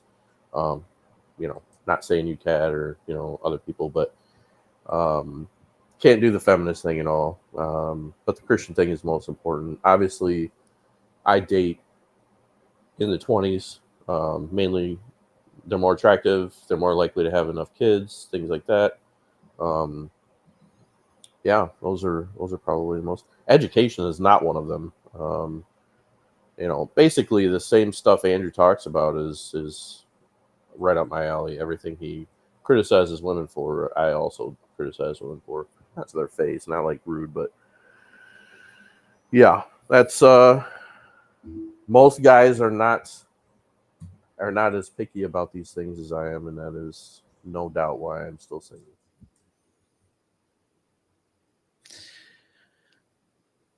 Yeah, I mean, I don't see that as being impossible to find. Now, I will say, and this could branch the conversation a little bit, but a lot of my life I was not. So this is not all women's fault. This is also partially my fault. I was not prepared to date, and by that I mean, I was playing a lot of video games, spending a lot of time doing that. Really just relaxing too much, not focusing on building myself, building a career, building money, building a future for myself, and not intentionally dating enough, not actively finding what I wanted in women, and I think that's something that a lot of men can learn. A lot of men are lost in video games, and I see that in myself in previous years, and I don't want to see men do that, but it is a problem with men right now. And don't get me wrong, I love playing video games, and obviously we all want to relax every now and then, but you gotta realize when you're spending too much time doing it. Yeah, you got any input, Kat?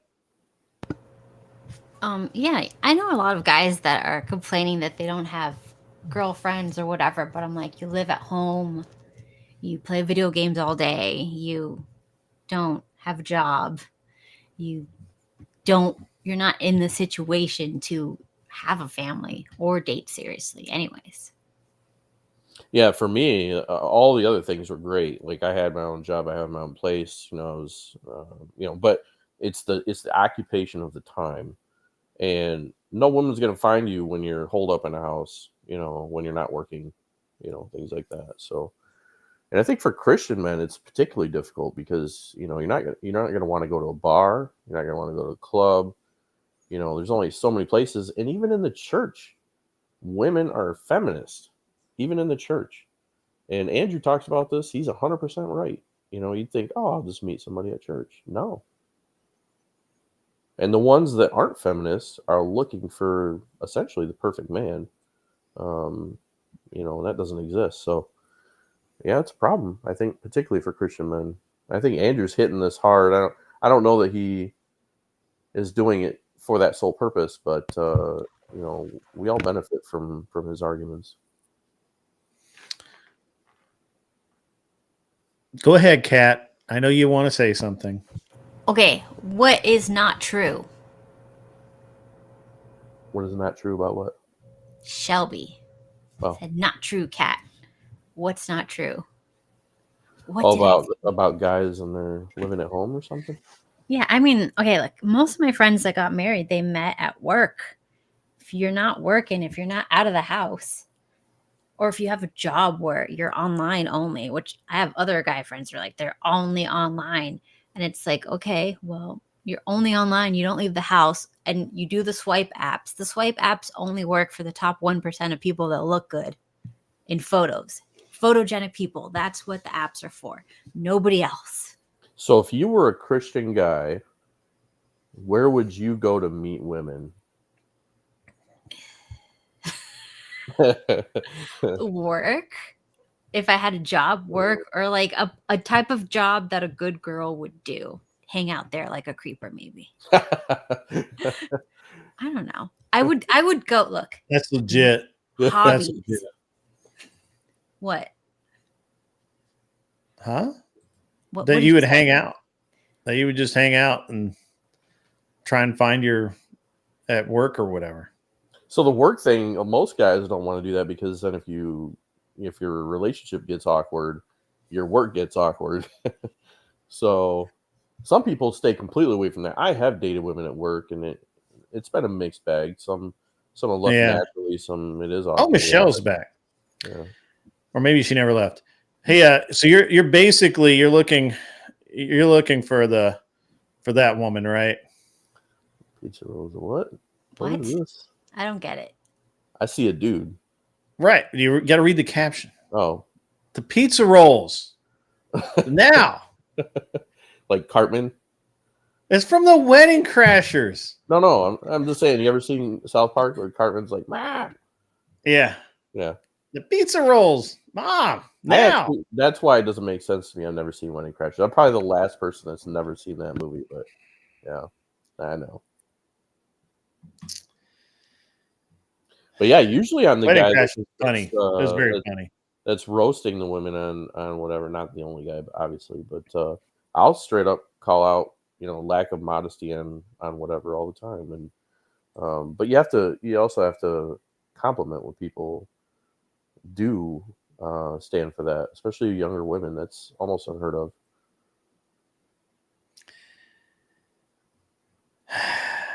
Thank you, Michelle. Go ahead, Kat. Go ahead. I don't know. Let's think of places he can go meet girls, Grid. Let's help him out. We have to think outside the box. I think Andrew would say I have to go to an Eastern Orthodox church. Of course he would say that. We So already know.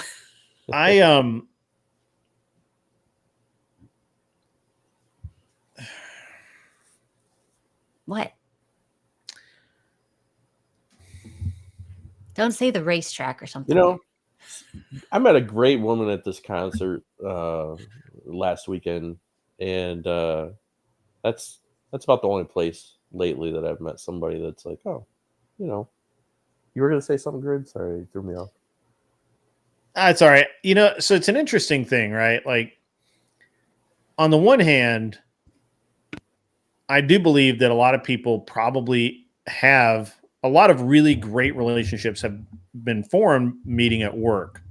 As a matter of fact, in my wife's office, they just had a couple of people on that were working together.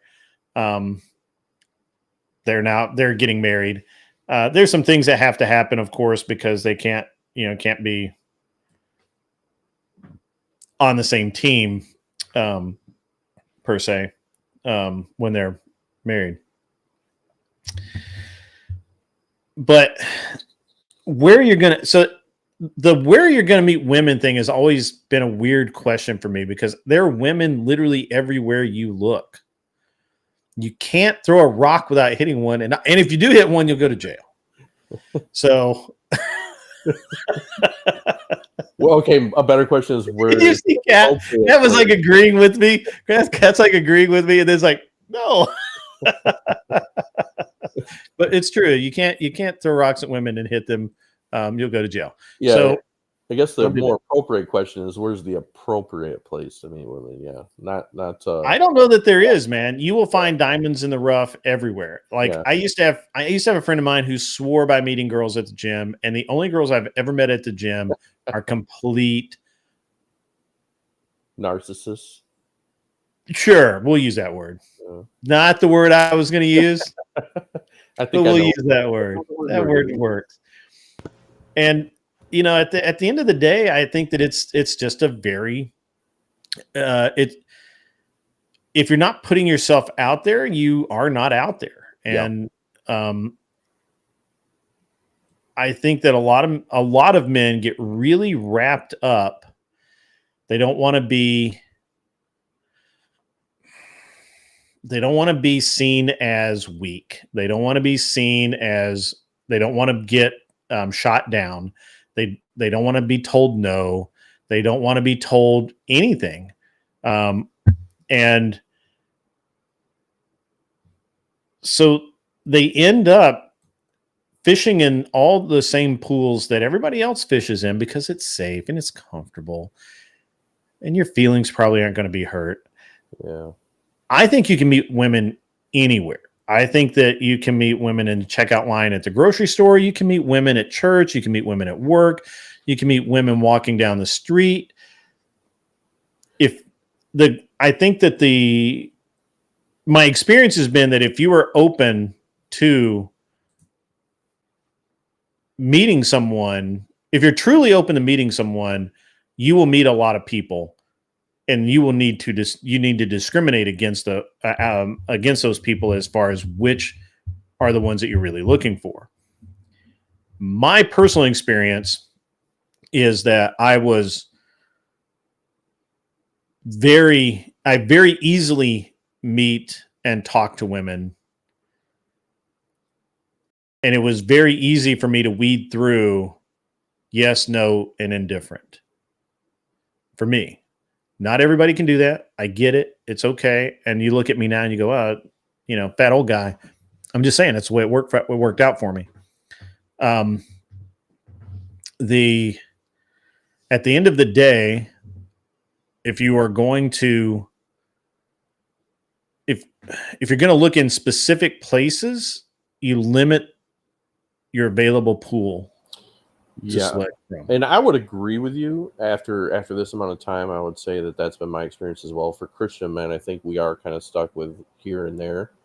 I'm saying that for most people that aren't Christian, you got that dating app, like not even just dating apps, but even Tinder.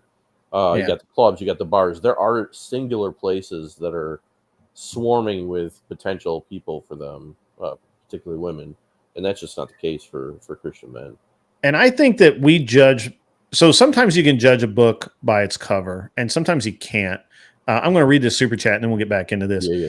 Sirius Shelby, $10 from the Sirius Shelby, says, Cat, we got told to shut up and don't talk to us. You get to go to HR, and you get Me Too'd. Oh, wait. Why did it do that? That's wrong. That did not work out. We get Me Too'd. Why focus on minor league rugby? Why I focused on minor league rugby and wrestling? Okay, I see that. So he's saying that he went to sporting events or a sports team and made that happen. My buddy Kevin is in the chat. The problem for most men is most women out there, you left off a couple of letters, are weird out that they don't want to be approached in most places, and that men who do approach in public are creeps in their opinion. Yes, absolutely. That's true. Yeah, and here's the thing. Have you seen these commercials where men are trying to help women and the women are literally telling them, I have a boyfriend, don't talk to me? Have you seen no, they're not commercials. They're like videos that guys are posting up. So there's actually a video of a guy of these women trying to jumpstart this car. And they're doing it wrong. They're probably going to blow the battery up or something. And the guy's like, "Hey, stop! Don't do that. You're doing it wrong. We can help you." And they're like, "We have boyfriends. Stop hitting on us." And they're like, "Really? We're not hitting on you. We really want to help you." And they just keep saying over and over again, "What is your problem? We have boyfriends. Leave us alone." They're waiting for a bear to come help them. That's what it is. That's what it is. They're looking for the bear. They're waiting on the bear. And it's getting to the point now where I just would say that write those bitches off. Let them be single old women with cats. Fuck them. We no longer need their DNA in the gene pool. At this point, you just have to say that, right? Well, it's a losing battle when you try to engage with women like that. Yeah. And I don't know how many of these are contrived or how many of them, but a lot of them seem really like accurate, like real. Like these guys are not making this shit up. Like, "Hey, I will help you. It's no problem. Go ahead, Kat. Go ahead. You're bursting over there. Kat's bursting." I just was thinking, I don't know, a couple years ago, I didn't have any friends because everybody moved away. They were like, old and married and with kids, and nobody could hang out. So I needed a new friend group, right? So what I did was I started, I have like something I like to do. So I'm like, okay, I like to blog. I like, marketing, stuff like that. So I did like a social media, blogging, marketing, local club that I started just for girls because I wanted female friends. And I would just message all the girls in Miami that I thought were cute, that might be cool to hang out with. And then I would invite them over to my house and have like events at the house. We'd have a speaker come over and all that stuff. And that's how I made all my friends. And they actually even paid me to come to the events that I held. So I made money. I made friends. And, I met a bunch of cool people. I networked. It was a good time. People paid to hang out with you? I know, it's crazy. It's like you could just people are so desperate for friends that like if you just kind of like approach it like, oh, it's to network and it's for this and blah blah blah, they'll be like, okay, that's cool. What's I literally grade one. Huh? What's she trying to say? Oh. So I'm just saying, like, if there's anything that like if you're a guy and you are into something that girls and guys would be into, because you need to do a co-ed thing. Kat didn't buy her friends. Her friends paid her. They bought her. Yes. She was the product. This is the way. She was the product. Now, as soon as she said that people are so desperate for friends, I had to think about us for a second. I'm like, wait a minute. No, just kidding. People are like it's true. Like everybody is, because yeah, you're right. You get stuck on the internet, but like in the real world, people don't have that much friends. Yeah.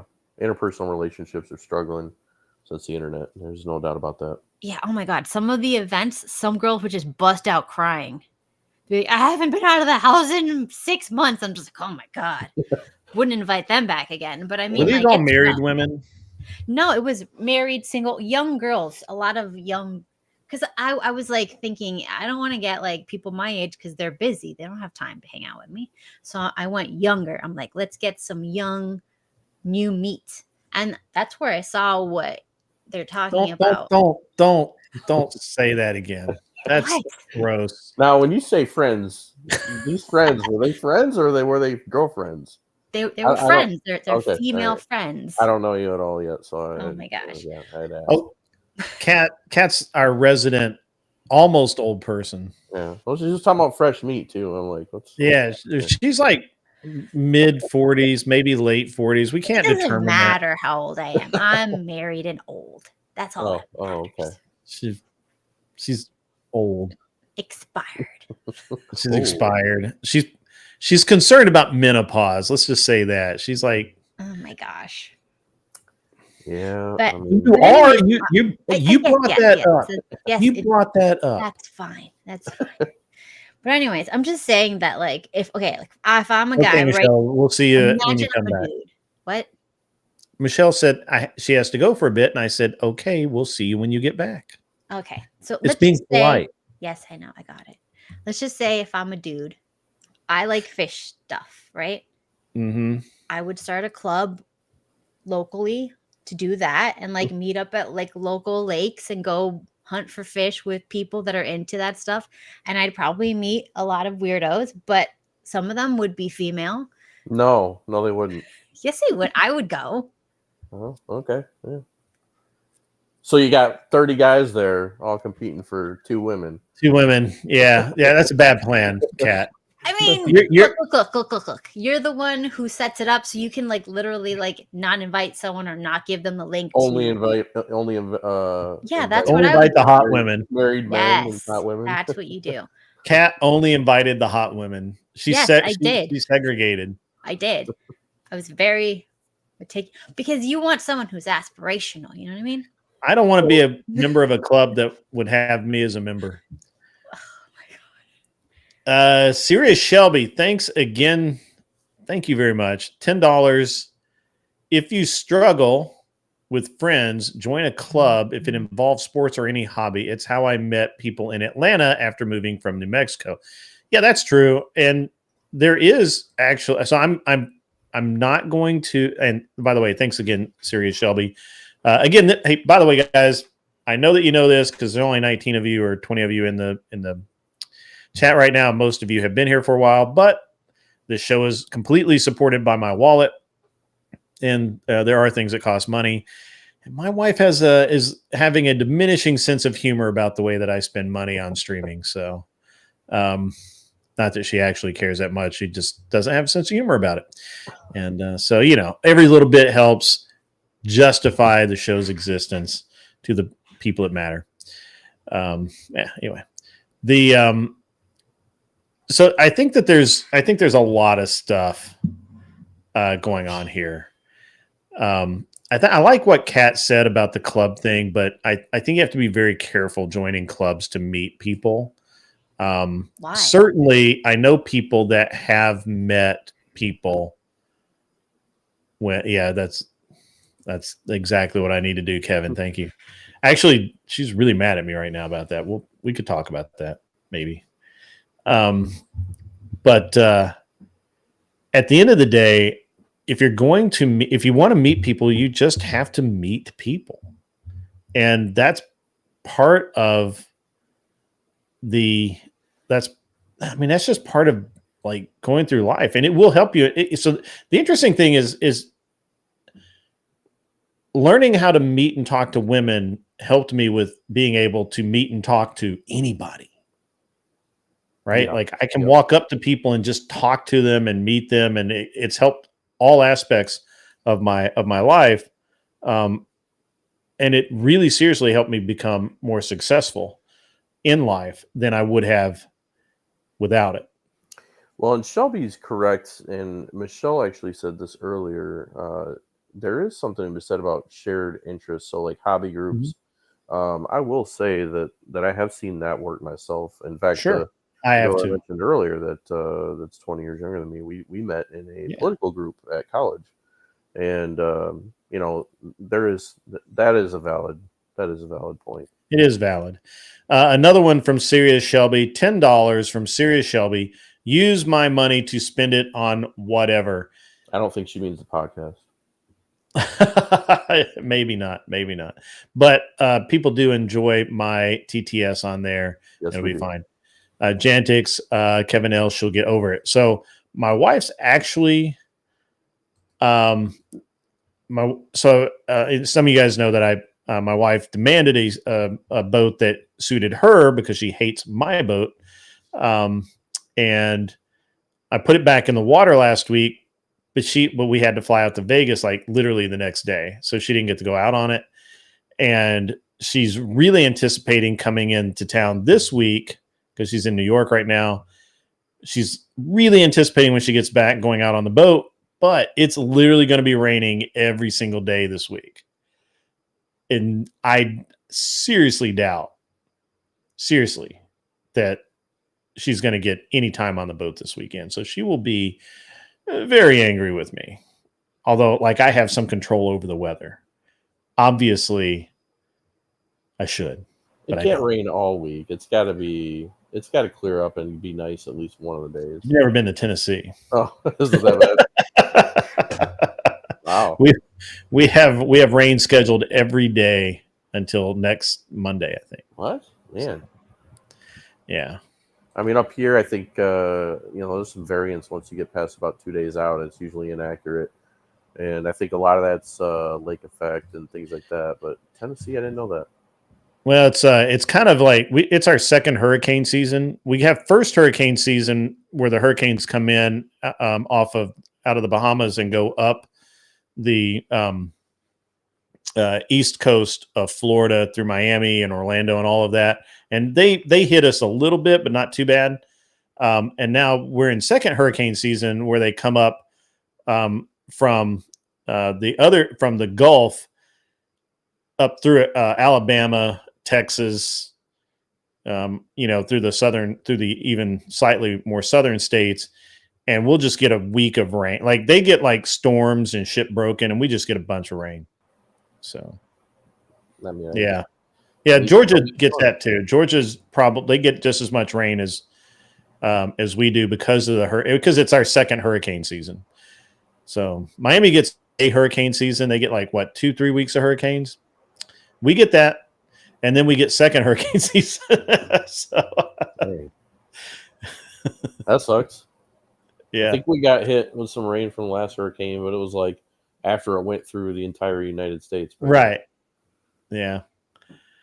Yeah. Yeah. So, the CRX. Talk about that. The CRX. Oh yeah, let's talk. Well, a little bit because Cat's eyes will glaze over and she'll be mad. She'll wander off. She'll do like the cat thing where they stalk off and then they like climb up on a piece of furniture that they know you like, right, and then stare at you disapprovingly from across the room. That's even what cat. Fish, I feel like will be giving us evil eye. Yeah. Are those in the background there? Is that what that is? I heard you talking about it earlier. Oh, she has shrimp in there. Oh, freshwater shrimp or something. Right. Hey, welcome, John Smith. It was great to have you on the show earlier. So now, I saw a Civic in your videos. Is that you driving it, or was that someone else? No, that's Lawson Oschenbach. Okay, who was driving for Compass 360 at the time. So my car was the silver RX-8 that was in front of him. Oh, nice. Yeah, and then we got mugged by the Volkswagen that broke a wheel, and the tire came off, and his broken wheel cut our tire, and we ended up having to come in and change the tire, and ended up taking like a 10th or 5th or whatever the fuck it was. It doesn't matter. Not first. We were first, and now we're last. So that's interesting. Yeah, there's actually a racer podcaster that's also a racer. I don't know if you've heard of Camelot 331, I believe. Who? Camelot 331. He's on YouTube. He races the Timcast car, and he came up here for a race. I went to the race. Yeah, I went to the races over here in Michigan, and he was racing. I was like, "There's a Timcast car." And interesting. What kind of racing? I'm not a super circle track, road racing. Circle track, yeah. Oh yeah, I don't know anything about circle track. I mean, I know about it. I just don't care anything about it. Like, you can't bore me. Look, if you take me to a circle track race, I look like Cat. My eyes roll back in my head. I get totally bored. I go to sleep. I find a nice little corner to just kind of goof off in. Yeah. You have a late night project request, John? What do you got? What do you want? What do you got going on? So yeah, Michigan Christian, it would be great to be able to help you solve your meeting women problems, but I think a lot of people have that problem. So. I don't think now. I don't think I have a meeting women problem. I think it was a matter of spending a lot of time in my younger years not doing that enough. That made a big difference. And now it's the age gap. You get the ick. People get the ick, and they're worried about what other people think. It's a cultural thing. So that's the biggest challenge I find now. But yeah, finding places is always a challenge. I also think that like, so I married a Chinese girl, and she was not she was not Christian when we met. She wasn't religious at all, but she was a good person.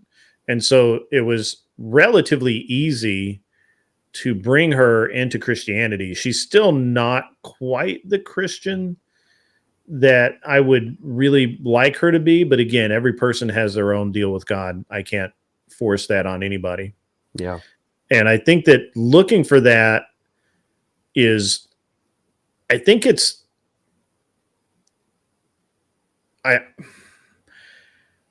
I think as a requirement, it not only limits you, it can cause some problems, right? So I would almost say that it's almost better to just find like a or just whatever you can find, as long as they're not demons, right? You know? Yeah, open to somebody who would be willing to explore the possibility of being a Christian for sure. But right. usually, I think you're probably almost better off, right? Yeah.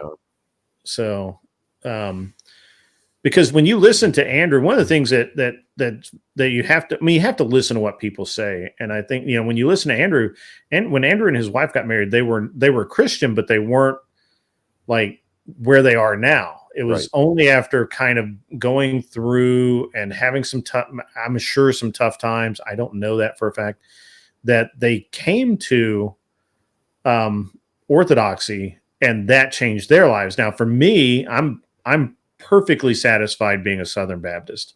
I have no problems being a Southern Baptist, and I think that it's the right amount of hellfire and brimstone, without a bunch of legalism, a bunch of extra nonsense. Yeah, and I wouldn't say, I wouldn't say that. I don't say that lightly. I have the same problem with Catholicism, right? Like I have no problem with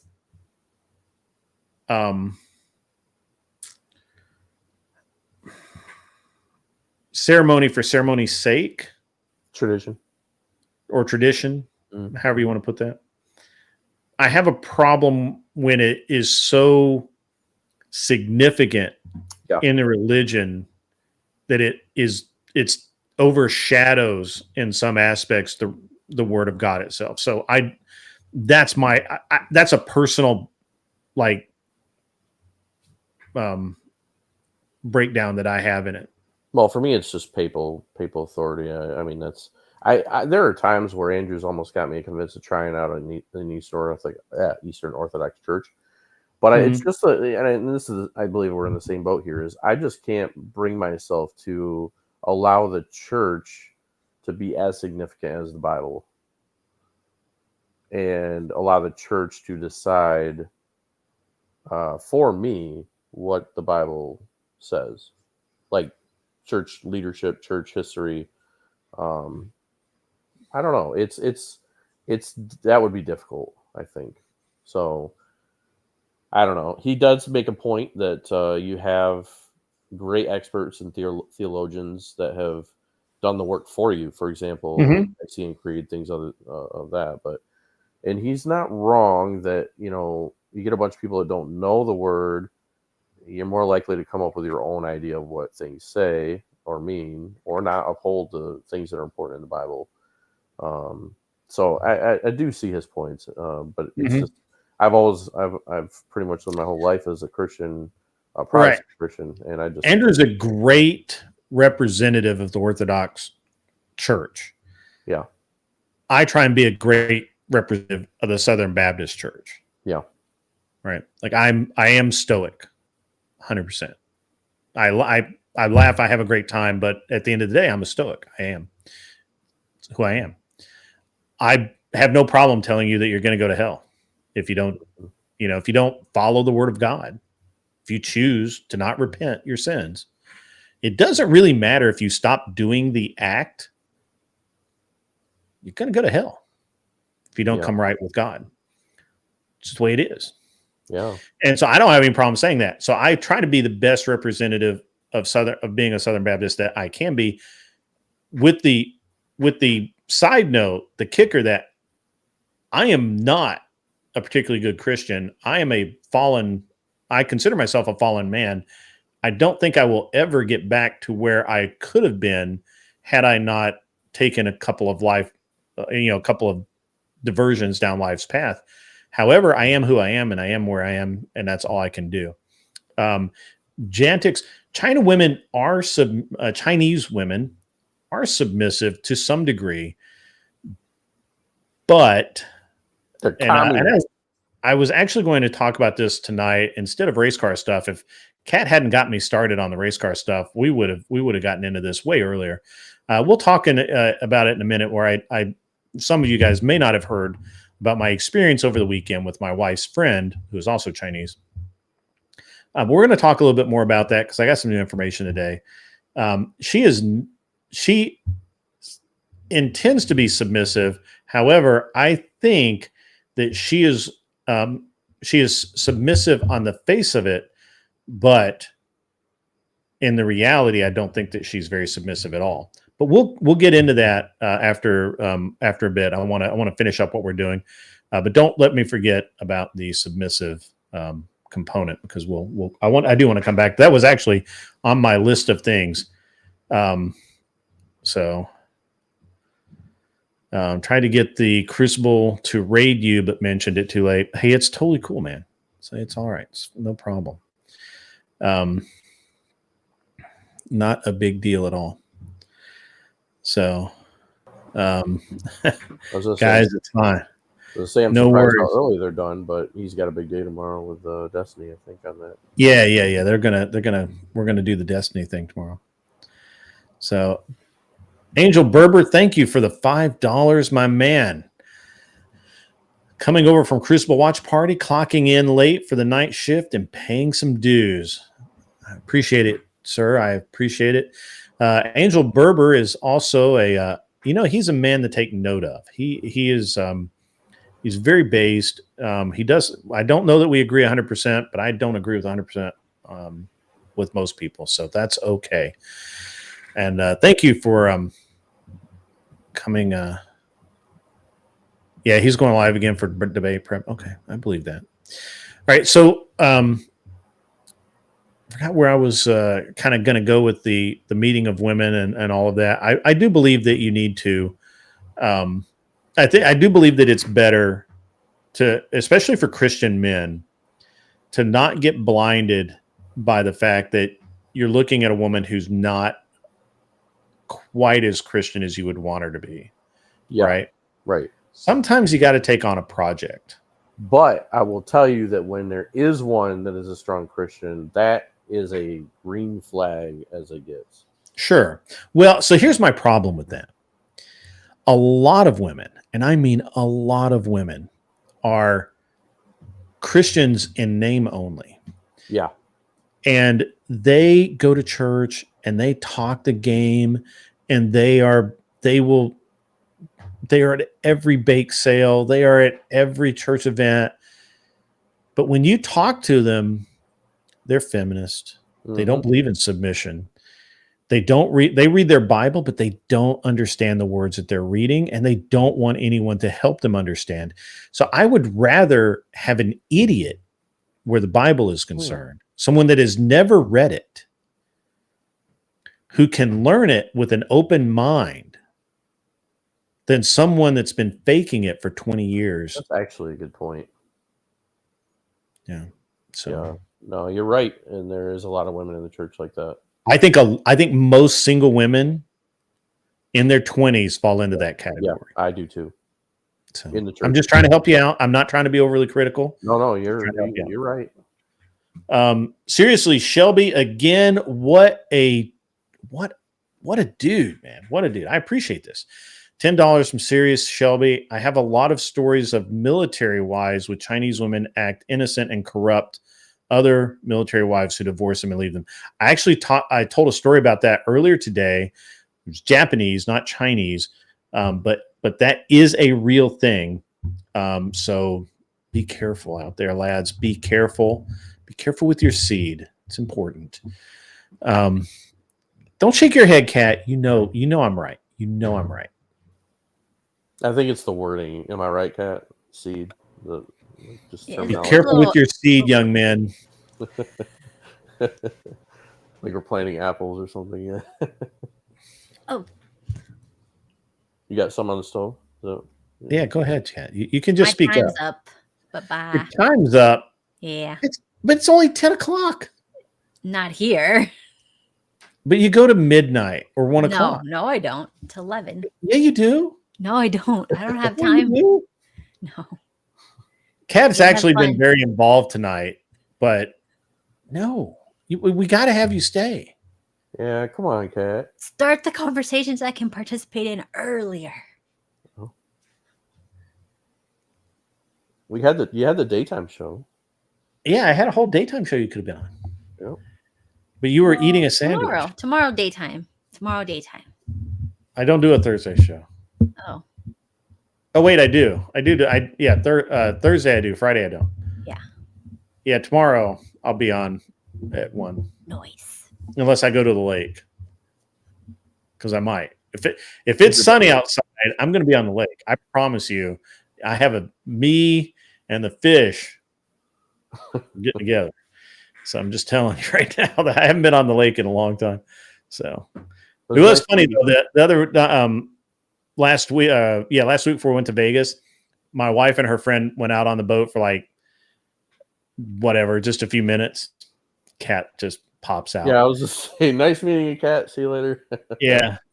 My wife and I go out with her friend wanted to go out on the boat and just hang out or whatever. And I don't think she understood I have a fishing boat, right? Like I have a bass boat.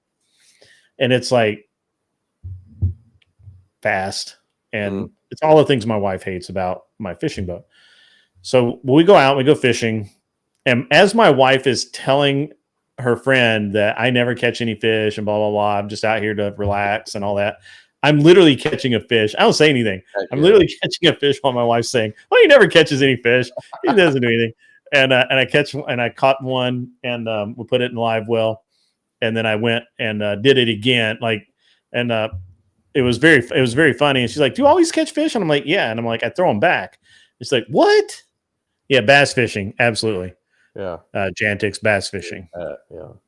Yeah, bass fishing. That's I'm in the South. That's what we do. Hey, that's what we do here in Michigan too. I thought you guys were like walleye fishermen out on that's Lake out in the Erie. Great Lakes. Yeah, it's Lake Erie. You want walleye, that's the lake to go. Okay. I've been there, and that is nonstop walleye out there. It's great, and I love eating walleye too. In general, most people, I mean, you don't. What are you glad you didn't spend money on Jantix? I missed something. Yeah.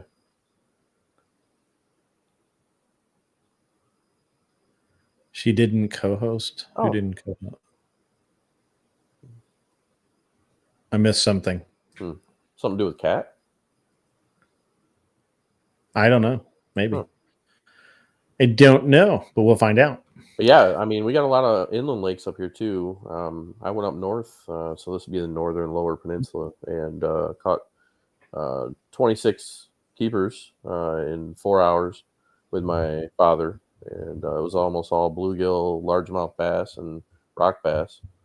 So okay, yeah, we got some good fishing up here, even inside the Great Lakes. Okay, yeah, I don't. I know that they fish the Great Lakes a lot for a bass. I just don't. I mean, I don't. Great Lakes in general. I mean, most people like on Lake Michigan. It's a lot of coho salmon, steelhead, up here, things like that. And then you got Lake Erie, which is known for walleye. Most people don't go up to Lake Superior. We have walleye down here. Yeah, it's really good. I love eating walleye. We have muskie here, like over in East Tennessee. I need to go catch one. That just seems like a lot of fun. I'll go stay with Kevin Landers or Kevin, and sorry about that. And I'll go stay with my buddy Kevin, and he'll let me hang out. Your mic is bumping into something.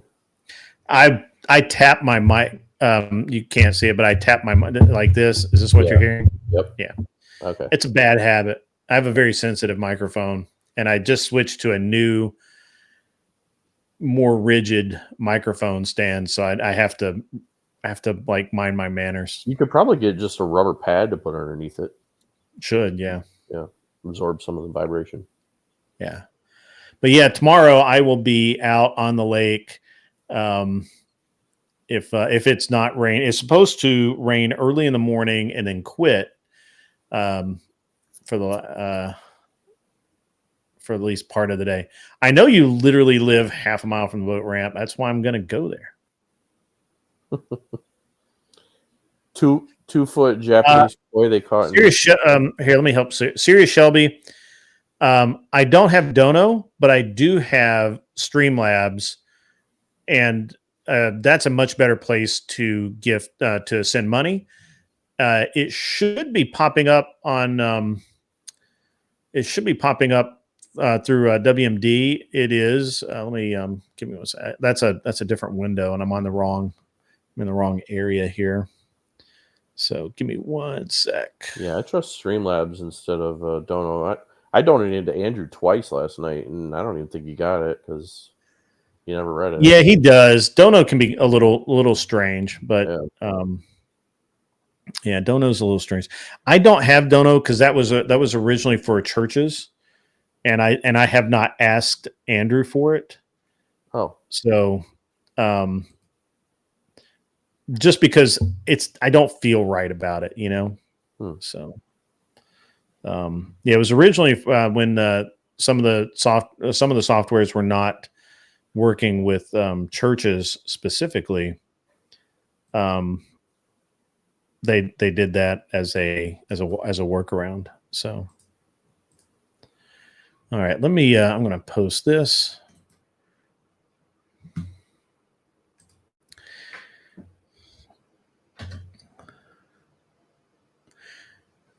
There you go, Serious Shelby, right there. And there you go. There you go. All right, good deal. Yeah, that makes sense. Yeah, I mean, I could. I believe that Andrew would let me have it, but looks like Are We Not Men got you beat on that one. He was quick with it. Yeah. Well, and the bot will get it too. Oh yeah, the bot says it every so often. So, but yeah, it's a. I also have I do Cash App because some guys would prefer to do Cash App than anything else. I mean, I'm open to any of it, right? Really, I'm just trying to. I actually don't get. I think most people realize by now that the monetization of YouTube is weird, but I didn't realize how weird it is. So I think that YouTube has some very strange way of figuring this out that I don't quite understand yet. But basically, what it seems like to me is that, like, for some people in the exact same realm that I'm in, they're making, $2 per 1,000 views of their videos, which 1,000 views for most of us in this space is a lot. 1,500, 1,800 views is like a lot.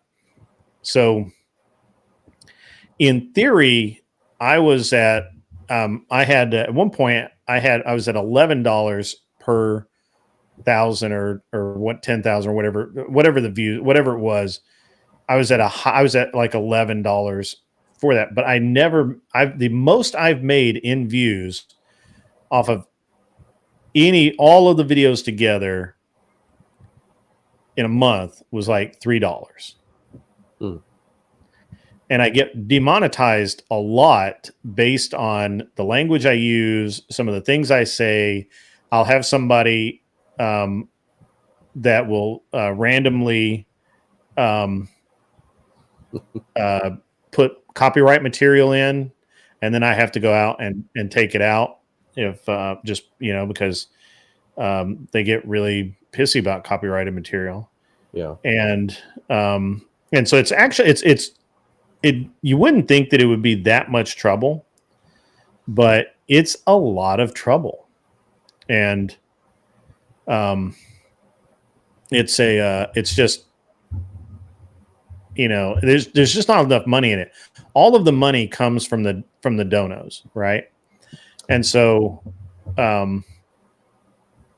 if it wasn't for people sending in donations on all of these shows, right? Like, I don't care. I mean, like, I was watching the other night, I was watching one from Hypnotic.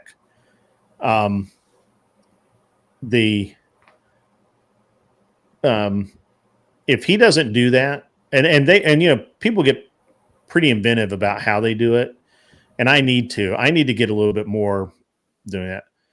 I have very high engagement, Arthur Daya. That's why my rate is so high, but even though I have really high engagement, I have very low views. So it doesn't translate for me right now, but I do have my analytics are off the chart. Like, it's crazy how good my analytics are. But that doesn't change anything right now. YouTube, I don't feel like I'm ever going to actually make money from YouTube until I get to, like, massive amount of subscribers, just because my videos are long. My conversations are somewhat controversial, and I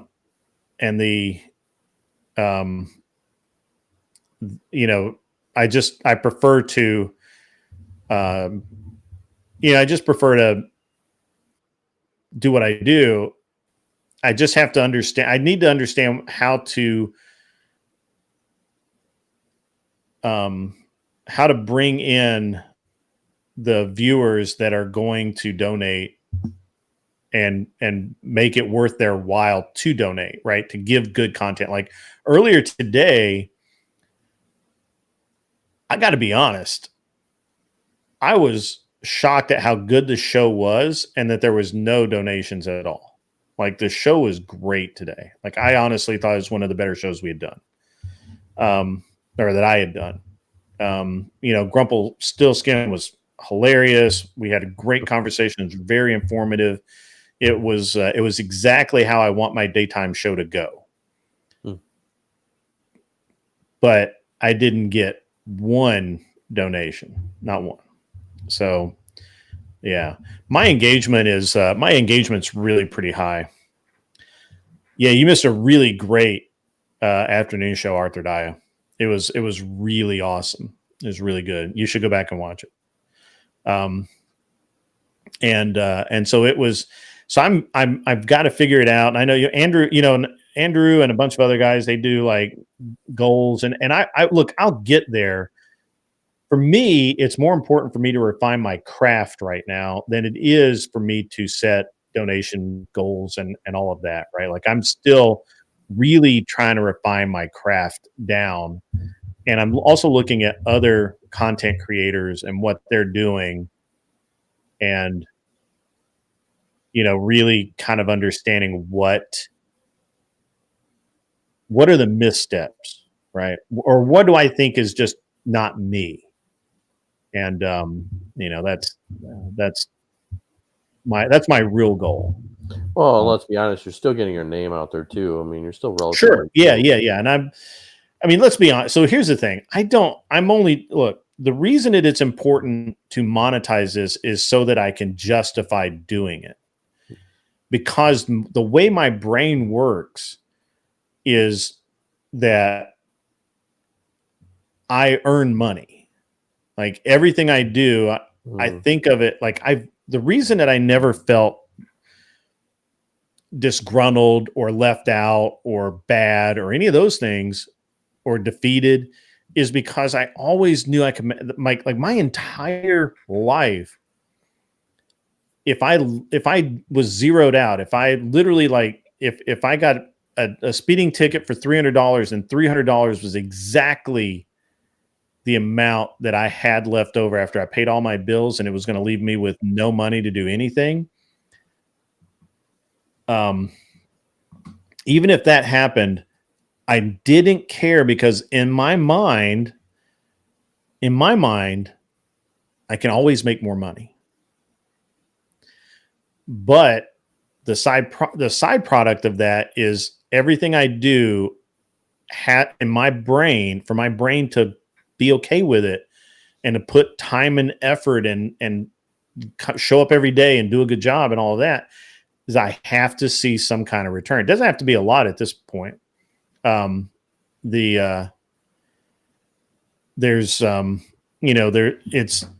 it's just the way my brain works, right? And so that's the only reason why it's like I'm keeping score, right? Like this is how I and this is also how I measure my success to some degree. Like right now, and I don't feel bad saying this out loud. I mean, I don't really care. So, right now, I'm averaging about $1,000 a month in revenue. But I do a lot of I put a lot of time in. I've spent a lot of money on equipment. I've spent a lot of time refining my craft to where it gets better and better and better, and it's going to continuously get better and better and better. And what I really kind of want to get to is about $2,000 a month, and that just about justifies the amount of time I put into it, even as a hobby, because even my hobbies pay me money. We'll get into that in a second, but and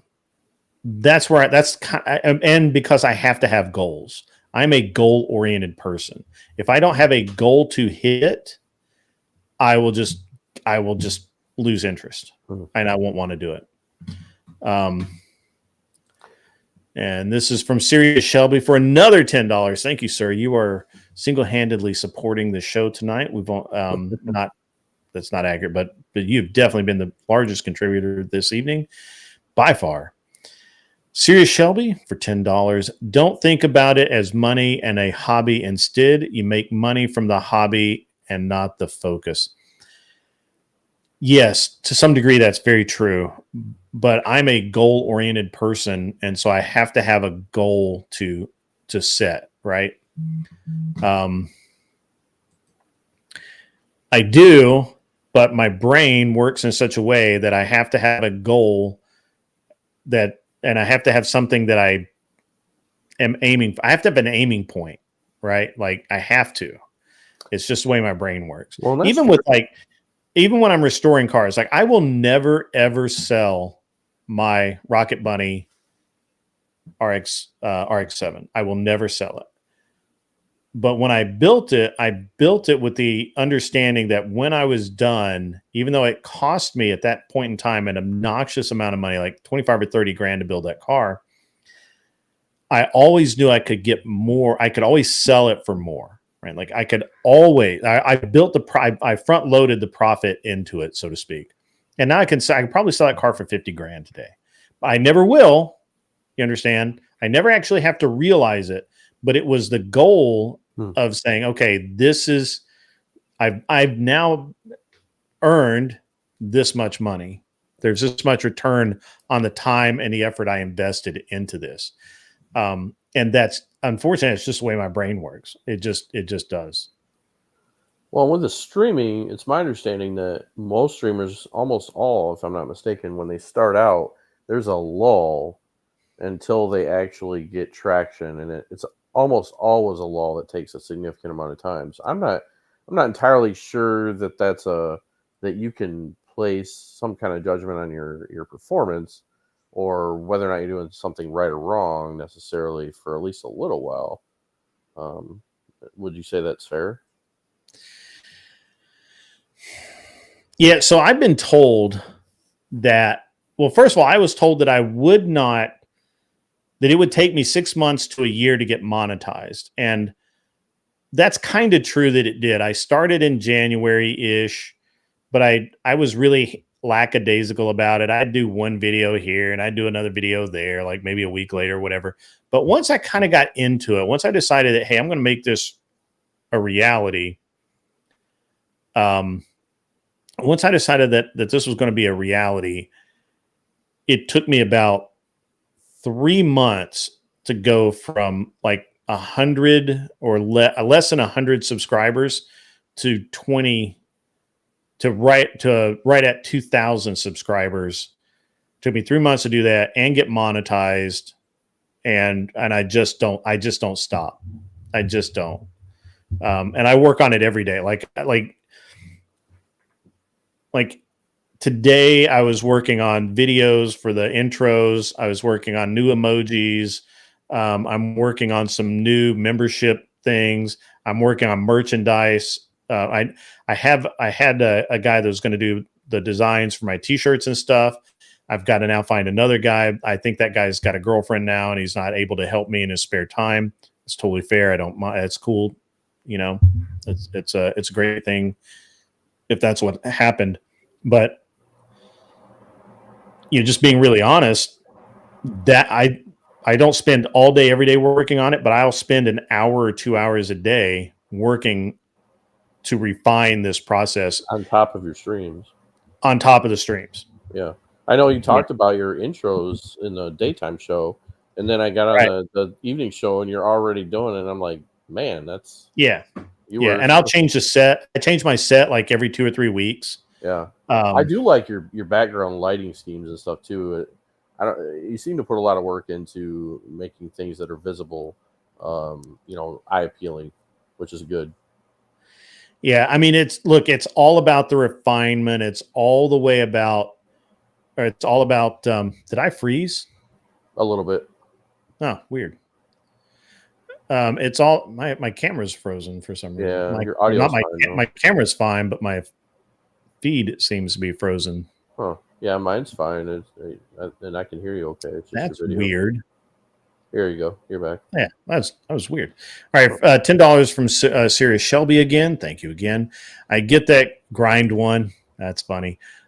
Focus on the hobby since you have money.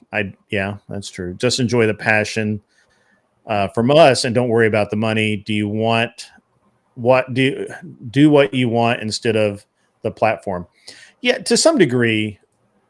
Again, this is just a personality issue that I have, right? Like I understand people are not wired like me, and that's fine. That's totally okay. I get it. I've done this my whole life. Where I think differently, I see things differently, I perform differently, and I work on things differently.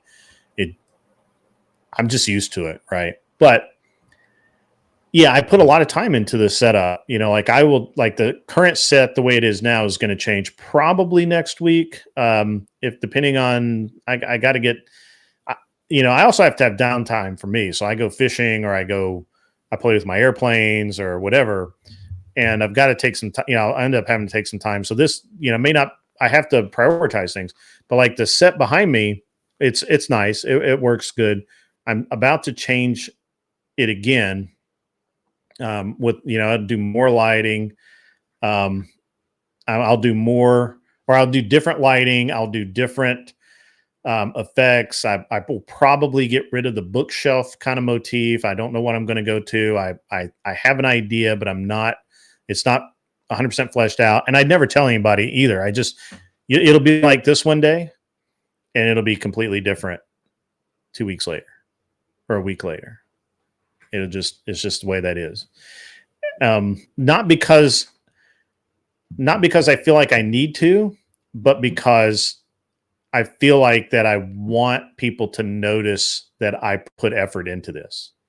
And that's what keeps people talking about, hey, did you see what this guy does? He does, he has a new set every 2 weeks, right?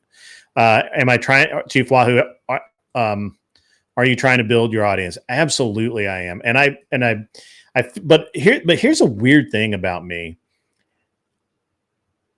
I have it written down in my notes in my opening announcements to tell you guys to tell a buddy and bring a friend and just, get people in here and just to hear what I'm saying and see if they like it and whatever.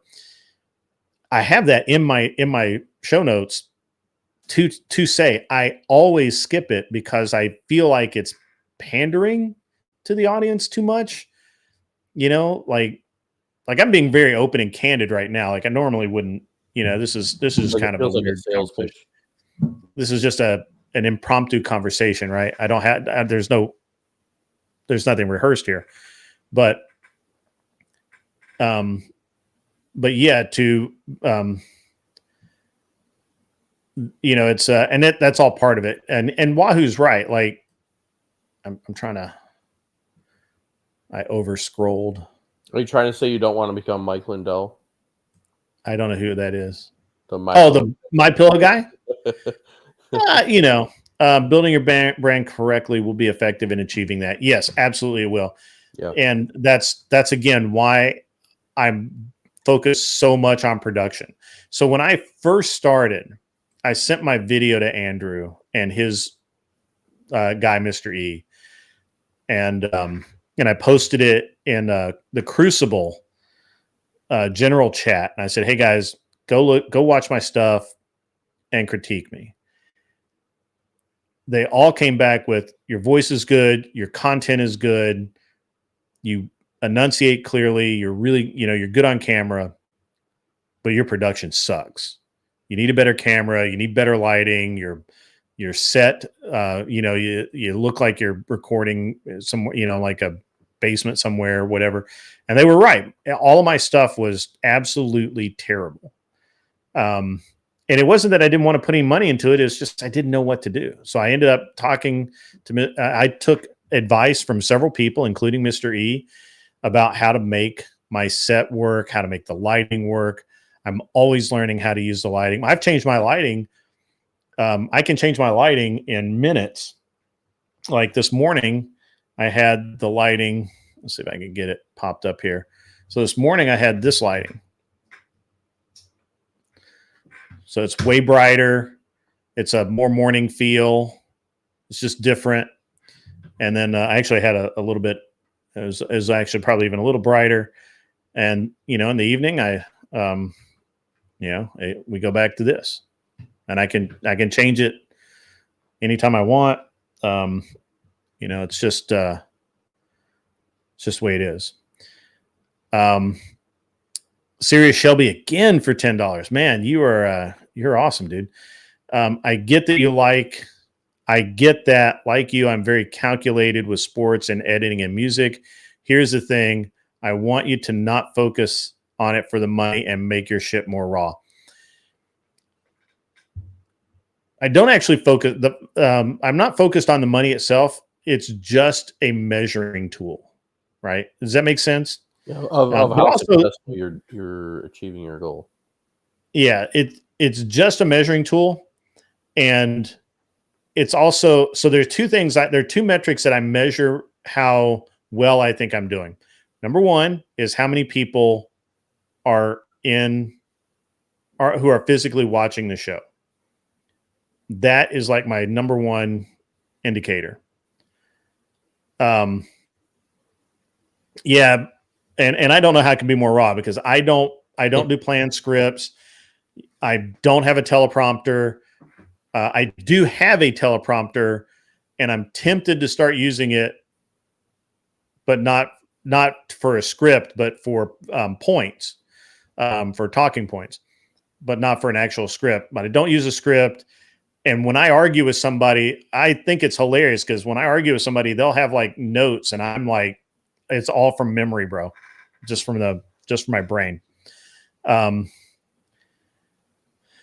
Yeah.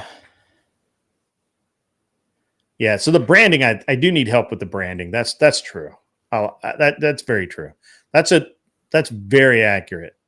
I do need help with my branding. I am a little shaky on branding, mostly because I'm not particularly good at. I know that I'm not particularly good at like branding myself, or I don't advertise myself particularly well. So it's all about curating something. Yeah, consistent. Yeah, that's true. That's accurate. Speaking of camera too, I don't know. Does anybody in chat think his camera's blurry? My camera's blurry right now. It has been, actually, I think, unless I'm just seeing it wrong. So on my screen, it's clear as a bell. Okay. Let me look at. Yeah, there's something about the YouTube interface. Sometimes it goes blurry. If I'm looking at YouTube there, let me look at it over here. Do I have it over here? I don't have it over here. Let me do that. It's not a major blur, but like, I don't know if it's. Yeah, no, I get it. Yeah, it's something about YouTube sometimes. I don't know. I don't know why it does it. But Yeah, it looks okay on mine. Okay. I just pulled it up. Huh. I swear it's looked more clear than that before, but maybe it's something on my end. Well, YouTube slows it down. It drops it. You're not going to get 4K all the time, unfortunately. I don't have actually, and I don't know that. I think I'm in 4K right now, but I'm not 100% sure. I usually just look at it 1080, but yeah. Yeah, it could be. Yeah, but I think YouTube only does 1080 anyway, so it doesn't matter. So I think you can do higher, but I'm not sure how, if you have to set your stream up that way or what. But yeah, I'll find out. But that's interesting because so the color is always off on YouTube for some reason. I don't know why. I think it's the difference between my monitor and my the monitor and my computer monitor versus the big screen monitor. So I don't know. Anyway, I'll hide that. A little feedback on your intro, your new intro too. The it's peaking on the audio, the new intro, not the song. That you, oh yeah, yeah, the one you just put on today. It's the audio is real high. Oh, it is. Yeah, it's definitely loud. I mean, it's definitely. But it's not just the engines. I think it's just the volume of the video, and then it's also peaking too. Oh, you're talking about the first part of it, or the last part? The first part, yeah. Oh yeah. That the volume's all of it's cranked on that. You have to turn the volume down when you listen to it. It's just the way it is. So yeah. But all right. Well, let's see. There was something I wanted to get into. Let's do it. It is a bit blurry. It is the format upload that is live. Yeah, I think that's true. Oh, okay. Yeah, I think so. That's Maybe true. Once it renders for replay, it'll be better. Yeah, it could be. Yeah, because it is like super clear as a bell on my screen. Huh. So.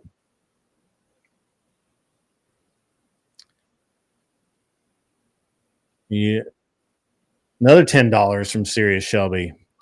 You know your audience when most people don't. Your daytime is more entertaining. It is funny and raw. I like your nighttime to unwind.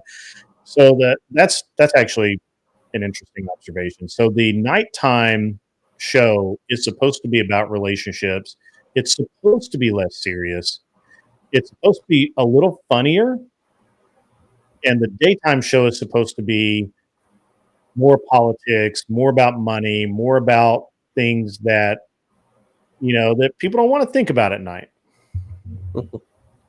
So,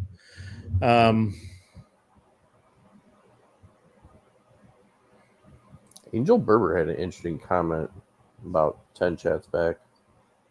About what now? Angel Berber had a comment to Cam the King about his dad being 64, and sounds like they're both having kids. I must have missed it. Yeah.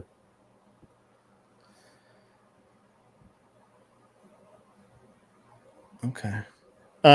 Arthur Dyak, at the beginning of the streams, when you play those race car videos, front view, back view, and position on track, is that what the race car driver is looking at in the car? No, it is not. That is a data acquisition system that uses two cameras. In the pictures, in some of the pictures, you can see the cameras mounted, one dead center of the car facing forward and one dead center of the car facing backwards on the roof of the car.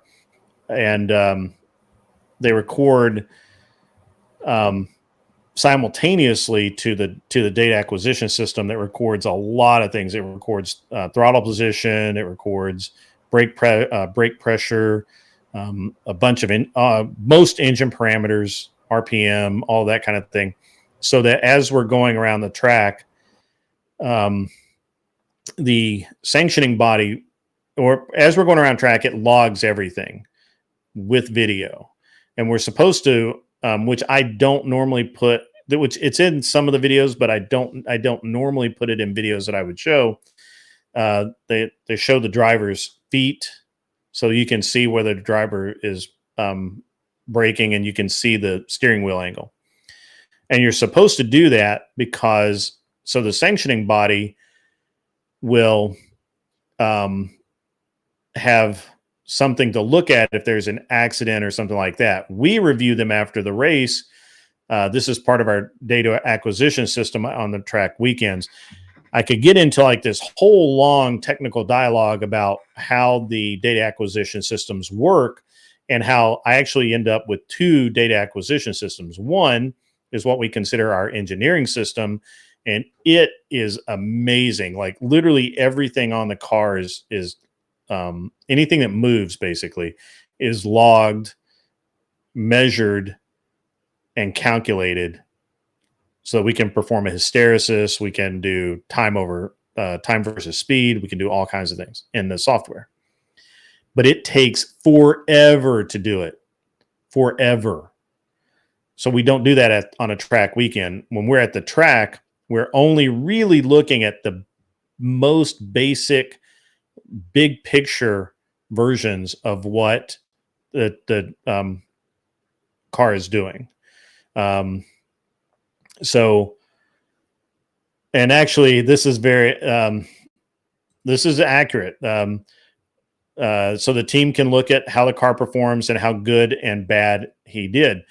So the data acquisition system for a track weekend it's not dumbed down, but it's not nearly what the engineering system is.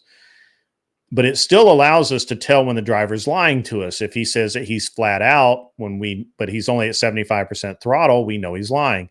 If he tells me that, for example, if he says, well, I was I was full brake in 3rd gear, I can look and see that he was actually in 4th gear and he was feathering the brake and just barely, he was limping through the corner. And so basically we know what's going on in the car and where the driver is and what he's doing, and we can tell if the driver is if what the driver is feeling is what is happening. Because I've actually had drivers on a track where they had 2 identical corners, just maybe opposite directions or in different parts of the track. And where one, they would go through basically flat out in say 3rd gear or 4th gear and carry a lot of speed. The other, because of the vision, because of the perception of, maybe they felt like it was more downhill than it was. Maybe they felt like it was tighter than it really was. Whatever it was, their perception would change the reality. And so instead of balancing that car, they would instead of staying in it and being wide open in 3rd or 4th gear, they would back off to 75% throttle and go through it, in a lower gear. So a lot of times it's not that the driver is actually lying, it's their perception is wrong. And we can show them in real time exactly what they're doing. I mean, exactly. And it is, it's something that drivers love and hate. It will make them if they can be humble about it, it will make them a better driver. Another $10 from Serious Shelby. I hope this isn't a chat for me because I am a long time married, but I'm assuming it's for people in the chat.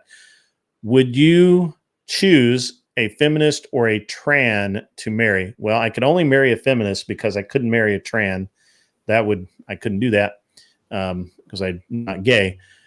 But I would never really choose to marry a feminist. So yeah, that's my answer too. And I think if I did marry a feminist, I'd be as in the Bible, I'd be the guy on the roof. Right. I think that if you can marry a feminist, because I think most of the time they are redeemable. And actually that we're going to now get into, I'm going to, I'm happy to continue talking about all of this stuff, but Right. This is funny. This will, all right. I promise this is, mentally, you don't want to mess up a car you don't own, but it holds you accountable. And the team essentially says, do better or get replaced. The easiest part of a race car to replace is the driver. They remove by themselves. They install by themselves. There's always one in stock. So that's funny. I figured you were joking, Shelby. I figured that you were joking. That's awesome. But actually, let me lead this into a conversation. So I'm not really sure how many people in here right now remember that when I got back from Vegas last week or over the weekend, my wife and I had her friend along, who is she's I think she's in her 40s, maybe a little older. She is from China, but she's lived in the U.S. for a very long time. Most of it spent in New York. I think she's been in the U.S. for 30 years or so. And she's getting a divorce. We think there was abuse. It was an abusive marriage. I'm not really sure. I'm not getting into it. But she's in the process of getting a divorce from her husband. And at the same time, she's dating this leftist German guy. And she does not consider herself a leftist, but in every discussion I had with her, she turned out to be more or less leftist. And we talked a lot about, because she wanted to come back to guns all the time, and she wanted to talk about some other things. And pardon me. Sorry about that.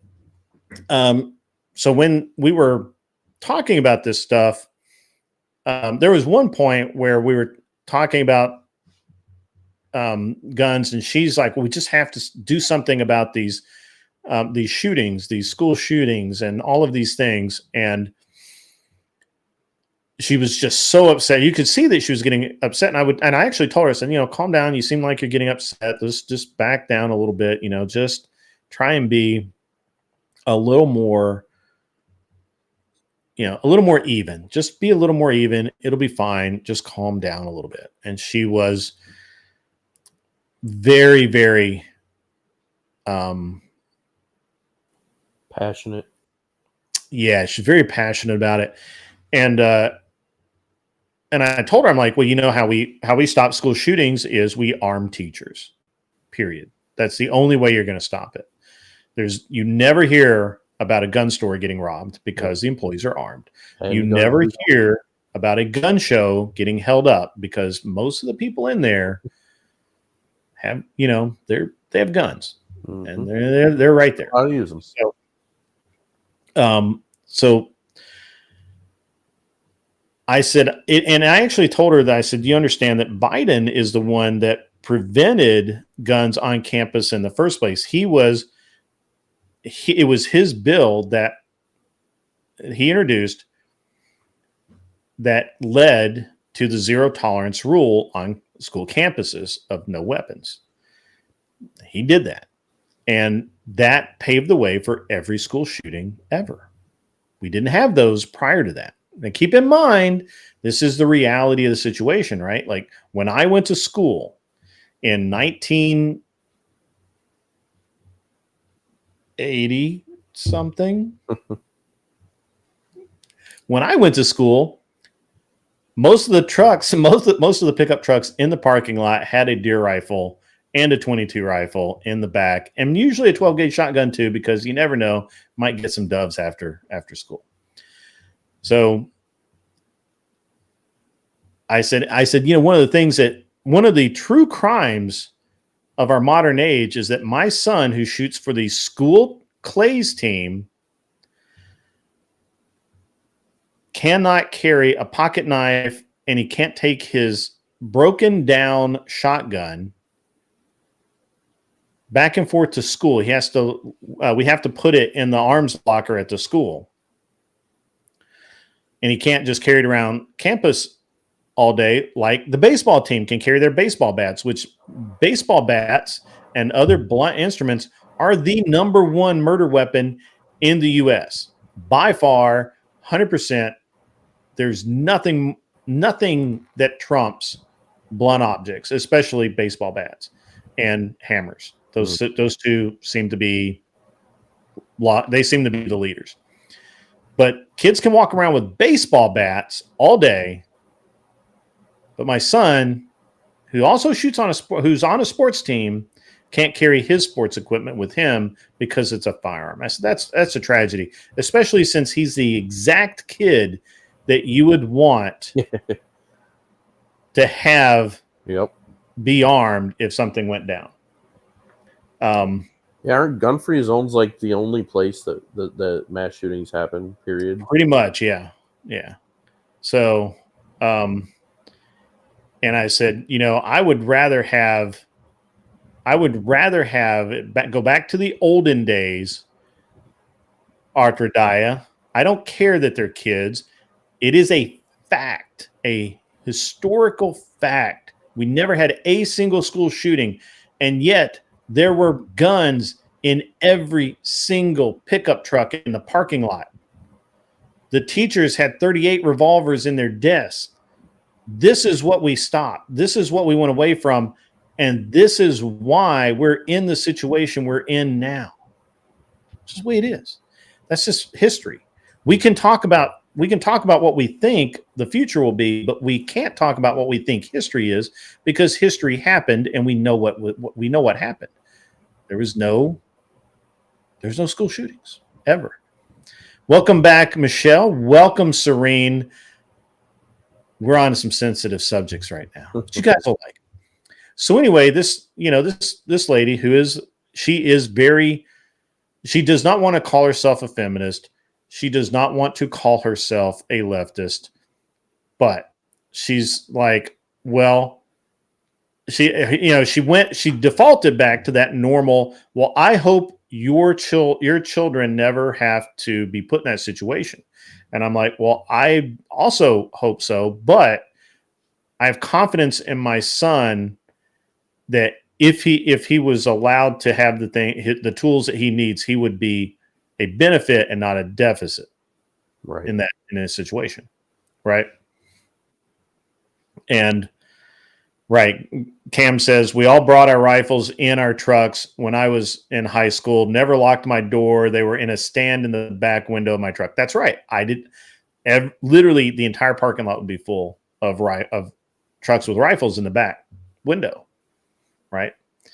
And nobody ever did any. I mean, it just didn't happen. It didn't exist. It was a problem that didn't exist. So she came at me and said, that I just didn't understand any of this stuff, and that I was, basing from a very flawed point of view, and that Germany, and she kept using this, that Germany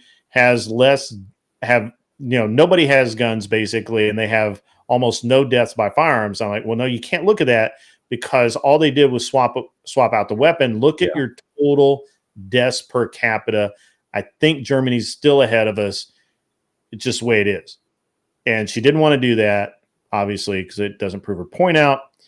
And basically, I ended up at one point, I just got tired of it, and I told her, I'm like, well, she's like, I don't have kids in school, but, and before she could finish that sentence, I said, I do have kids in school. And that's why they go to private school, because I can control to some degree what goes on there. Public school kids can't, unfortunately. But I would much rather have armed teachers that can protect my kids than hoping and praying that some sort of ban stops somebody that really wants to hurt people, because it's never going to do that. And I literally told her that she was a leftist feminist and she needed to get a grip on reality, because she did not have a grip on reality. I said, I don't know what world you live in, but you do not live in reality. And she got really quiet, and my wife, of course, wanted to change the subject and blah, blah, blah. And, and I let it go. There's no point in twisting knives, right? Like, why would you do that? So I was talking to my wife yesterday, and of course, her and her friend. Part of the reason that they were together is because they had a business trip to Denver they had to do, and so this, the week in Vegas was just they had meetings there, and I just tagged along, and now they had the meetings in Denver, and they flew back to New York today, and I said, and I talked to my wife, and I'm like, she's like, I asked her if she was tired of this girl yet, and she's like, no, she's okay, and she said, as a matter of fact, she said that being exposed to you has made her see that she's lived a very sheltered life, and she really needs to think of things outside her, kind of like I forget the way to put it, but basically her very walled off existence, right? Like or her elite existence, where she lives. She lives in a gated community. She lives, she lives kind of this ideal life, and other people don't. And she said that I was that I had made her really think about things in a way that she had not ever been forced to think about them at all. Amazing. I said, well, good, because she needs to think about it from the point of reality and stop the bullshit. And her and I thought it was good. I thought it was a good experience. I think my wife originally, I was really concerned that my wife was going to be mad, right? Like I was kind of hang on. I really thought that she was going to be really angry and really unhappy, and just really all of the things, right? Like literally all of the things, and she wasn't. She as of today, I have made her think. I have made her consider viewpoints outside of her current existence, and that's all I need to do. I consider that a win. Yeah. So, but I had not really encountered. I had not really encountered someone like her changing their opinion, so I don't hold high hopes. But you never know, right? You never know. So yeah. It's interesting you mentioned. I don't want to segue if you got more, but it's interesting to mention you were talking about having guns in the back of the trucks. I think this goes for open carry and some of the things we're seeing. I think the problem is that it's the normalization that we don't have anymore, and it's the fact that somebody sees a gun and it's the fear. It's not like if they knew who all was concealing weapons, they would freak out. And it's like, I think that we need to have it be seen more and open carry more, for example, and get people used to seeing guns so that they don't overreact. Yeah, no, that's a very solid point. It's and as a matter of fact, so I realized that a long time ago, and I have gone out of my way to tell people that I'm always armed. Like that's actually what started the whole conversation. Is I could not go into the T-Mobile Center because they had security. I actually could have. Their security sucked, but I didn't realize it sucked. I thought they had good security. I thought I would get caught, but no. When I actually went through security the following day, I could have gone in there with whatever I wanted, and they would not have. There would have been no problem. They didn't even make me go through a metal detector, which is stupid. Look at me. I'm literally the guy that is armed. Like, if you're going to put anyone through a metal detector, you should put me through a metal detector every single time. But they didn't. And no, you're wrong, Raging Patriot. Open carry is the way because people need to be normalized to it. I open carry all the time, and I'm always armed. Even when I'm concealed carrying, I make no bones about the fact that I'm armed. Like, not that I advertise, not that I tell just random people, but you know, other than that, you know, somebody asked, "Are you carrying?" Yep. So, or why can't you go through that metal detector? Well, I'm carrying a gun, so can't do that. Why can't you go in the courthouse? Well, there's a law against that, so can't do that. Although I think in the city, I think the county courthouse, I can carry my gun in. I can't go in a federal courthouse. I think that's I gotta check Tennessee state law because they've changed it recently. Because I think they just changed it in Tennessee to where government buildings that are not federal, you're allowed to carry your firearm into. So I think he's got a little bit of a point, but I think it's 6 and 1, half a dozen another that there's a strategic advantage if somebody doesn't know that you have the weapon. But you don't need the strategic advantage if they don't do it because they know there's an armed person there. That is also true. This is the fallacy in all of the concealed carry tactical guys argument. Sure. If someone wants to do bad things and they see that I have a gun, I'm going to be the first person they come after. However, I want to be the first person they come after because I'm pretty good. I have a pretty decent quick draw and I don't miss very often. So I would rather them come at me than come at somebody that is innocent that they might hurt before I could react. I'm willing to be that guy. I'm okay with it because I carry a gun. If you're not okay with it, don't carry a fucking gun. It's really that easy. It's really that simple. Why do you carry a gun? If you're going to carry a gun, carry a gun. Be a dude. If you're going to be a dude, be a dude. I dress like a gunslinger, therefore I am a gunslinger, and I act like a gunslinger. So that's the way it is. How hard is that? Seems reasonable. So for an unreasonable man, yeah. It seems perfectly reasonable to me, but for everyone else, it's the most unreasonable thing ever. I get it all the time. I actually had a guy who I was open carrying, and you need a gun, Arthur Drya. You need a gun. I was actually open carrying, and I stopped to we stopped to fuel up, and this was a really kind of like is one of those things where you just if you scripted it out, you could not have done worse. So we're in the pen. Do you know what a Pinzgauer is? It's a Swedish military vehicle. Okay, never heard of it. Yeah, it's a Swedish military vehicle. So we're in a Pinzgauer. We've got rifle racks full of rifles in this thing. You know, we're driving around jacked up, you know, and so we've been out. We had been actually out shooting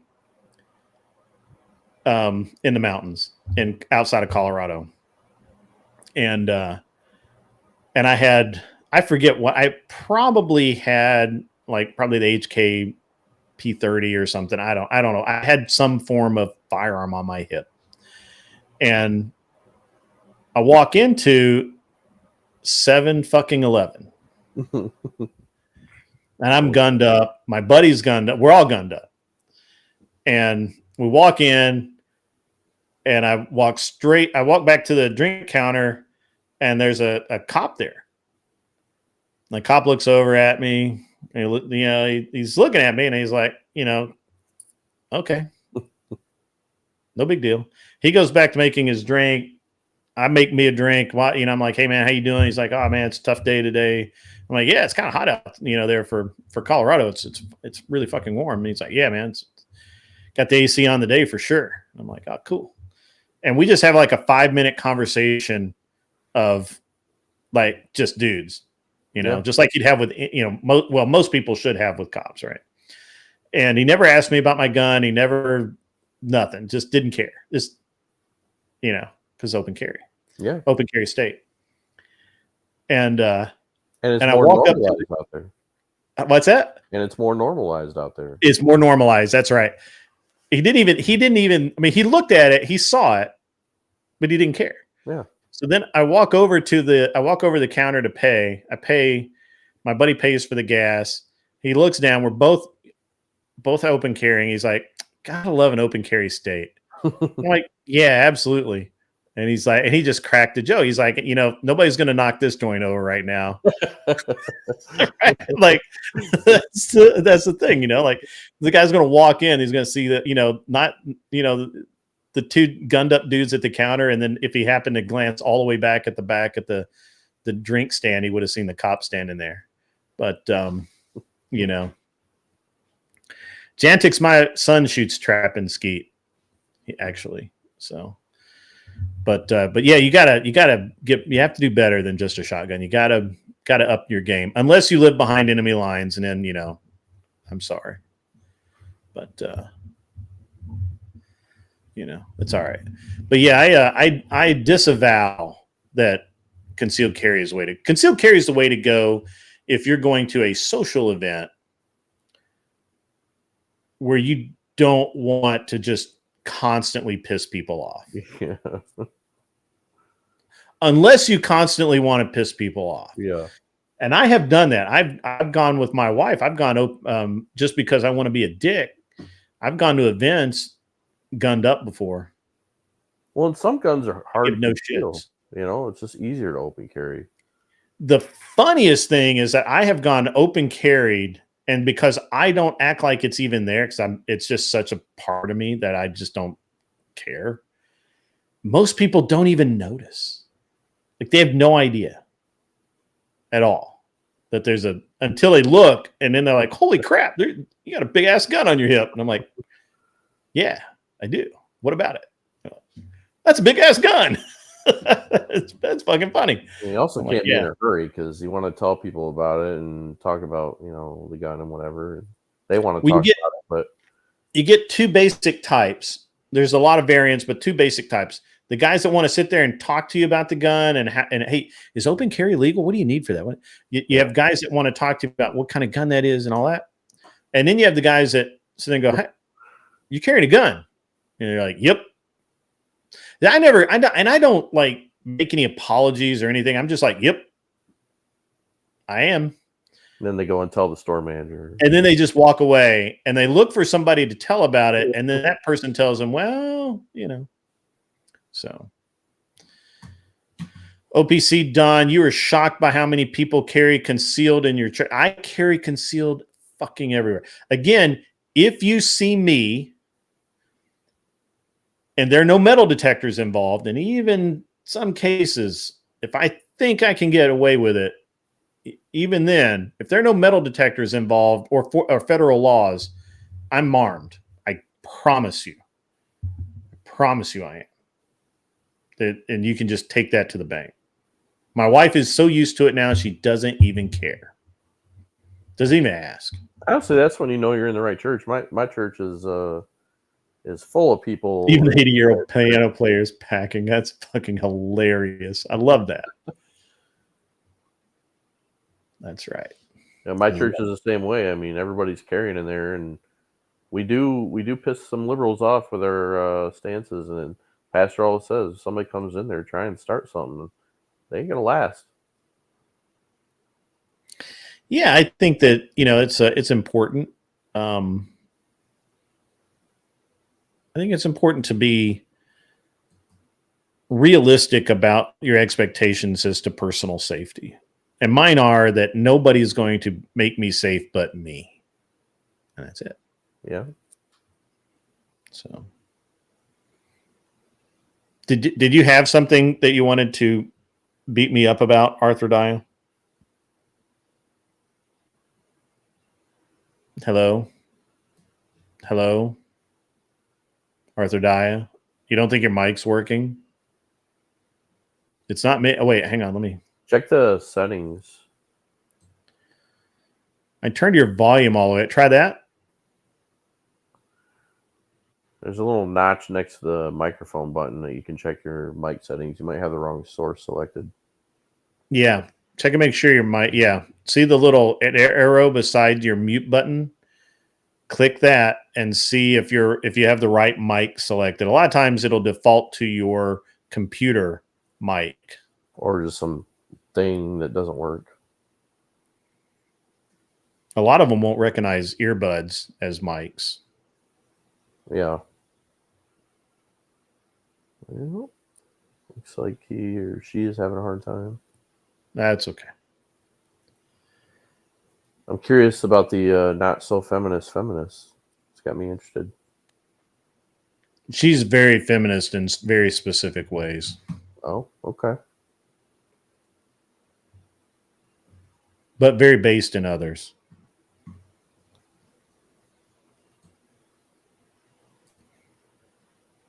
Time is it? Yeah, not bad. Not bad. Does not look like. So one of the things I really liked about JD Vance was him talking about how his grandmother had died, and they were going through the house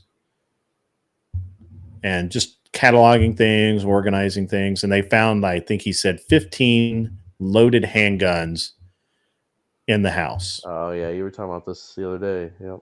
Because she didn't want to be, because obviously she didn't want to be out of reach of one. And I support that. So when I was younger, my buddy lived out on the lake. I mean, he lived on the lake. Like, he had a dock. You could, pull up right to his backyard and walk right up to his house. And he was the first person I'd ever seen that literally had a revolver under the couch cushions.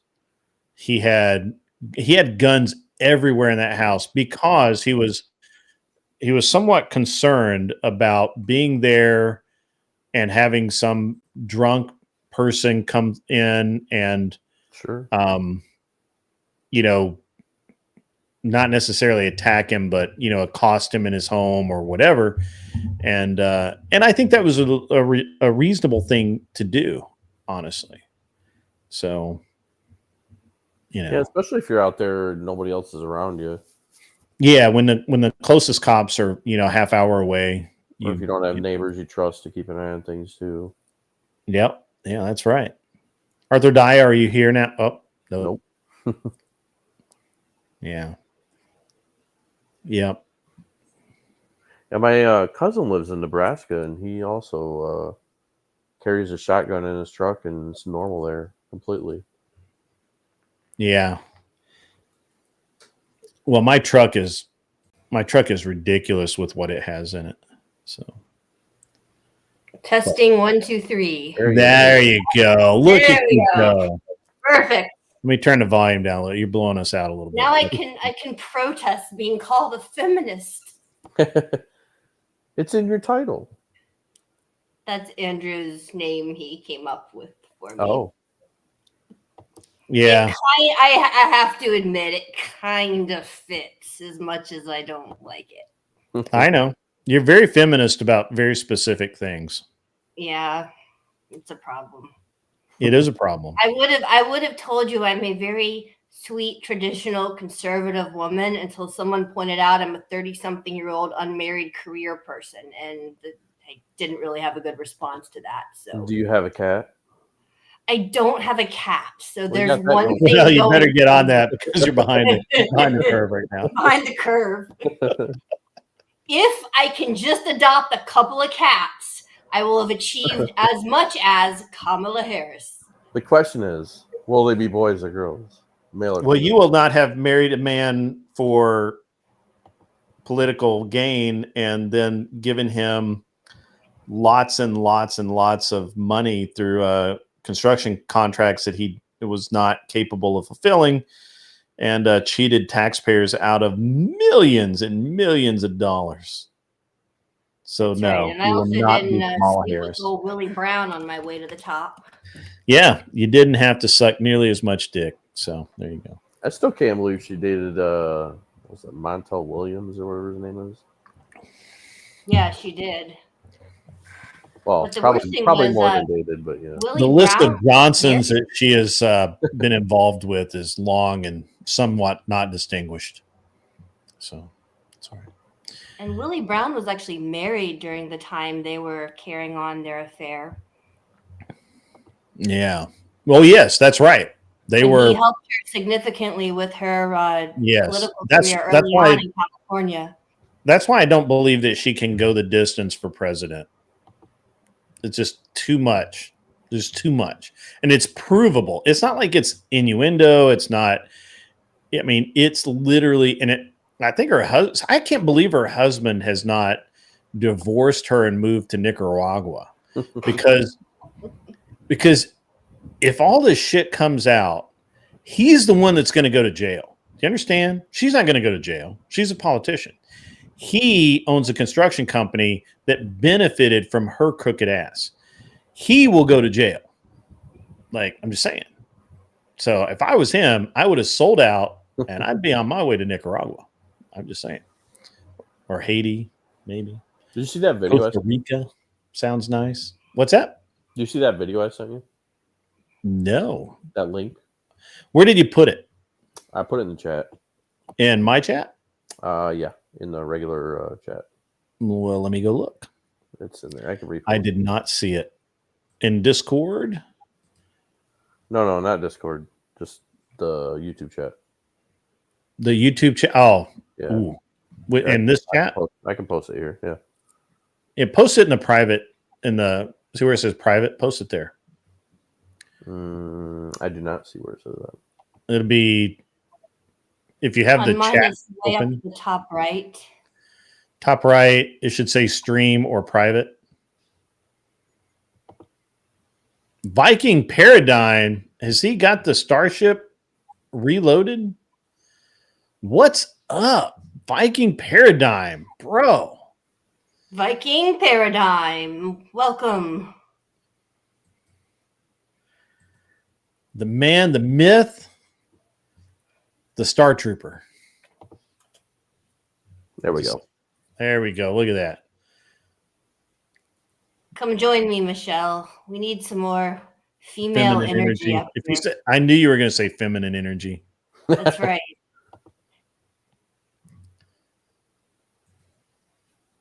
Or as Brian would call it, well, I'm not gonna say it. What would Brian call it?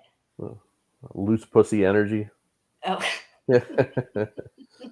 Oh, it's Pete Booty Juice. Yeah. Simping for Kamala. Simping hardcore. How he might try to come back, and I saw that and I thought of you. I was like, huh, how about that? See, it was weird. Nobody's even been thinking about that dude, and I was just like, bam. Yeah, could be onto something there. Booty Juice. He might. Hard I was not understanding how they seem to just hand this whole thing to Kamala, but apparently there's an issue with. So apparently, what I've heard though is there's an issue with the funding for the campaign. Yes, that Biden can legally pass it on to Kamala, but if it's not going to be Kamala as the nominee, they have to actually return all that money to the donors. Yes. The donors all become public with the amount they've donated, which could be an issue. And then they can then have them redonate to the new nominee. But that whole process becomes problematic for the DNC. Yes. All of the yes. That is the exact problem that they face right now is nobody but Camel Toe can claim that money. And until Scamala claims that money, it's in limbo. And it's not a little bit of money. It according to the fellows on this morning, Grumpelstiltskin, we're talking about a little over $250 million. Headed towards $500 million. That's with a B. And the problem is that they would literally like have to not only expose who contributed what, it would have to be like the amount would have to be named. Right. Well, here's a question we haven't asked. If Kamala becomes president, if Biden resigns tomorrow morning, which I think he will, and Kamala becomes actual president right now, who do you think that she will pick for her vice president? Buttigieg? If she so that breaks my brain a little bit. If Biden were to actually resign,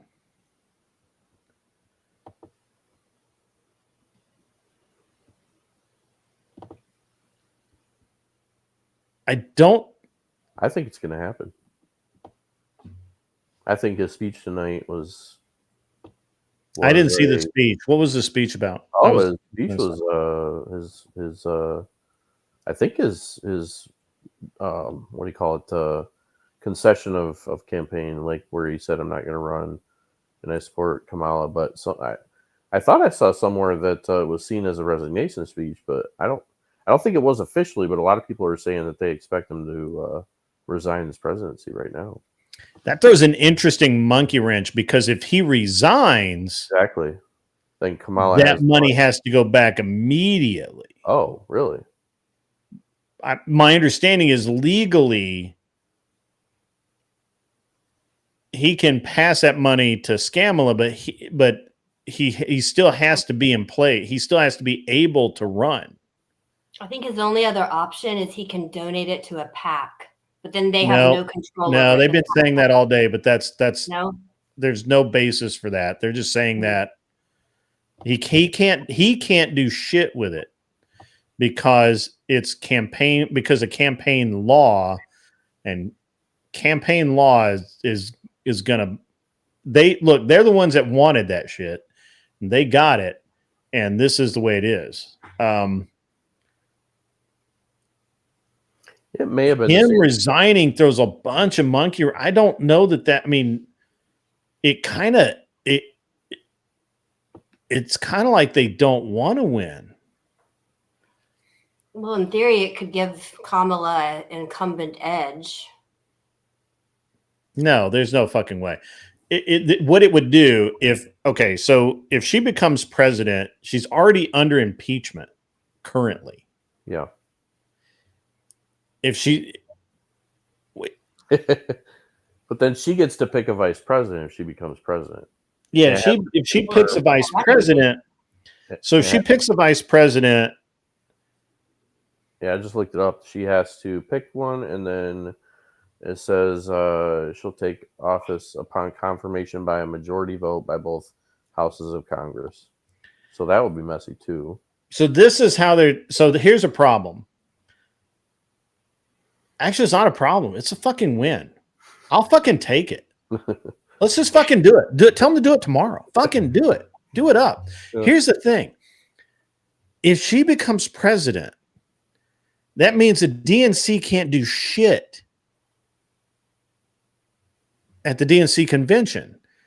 All of the DNC, literally every DNC guy out there right now is screaming for someone else to be the candidate, except Scamala. You're saying it wouldn't be that way if she was already president? My camera's fine, but my feed's locked up. And did it? Yeah. Let me check something for a minute. Yeah. Your audio's fine though.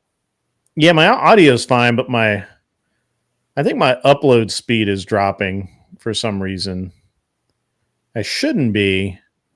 It feels like my upload speed's dropping. Let me try something here. Let me go here. Helps.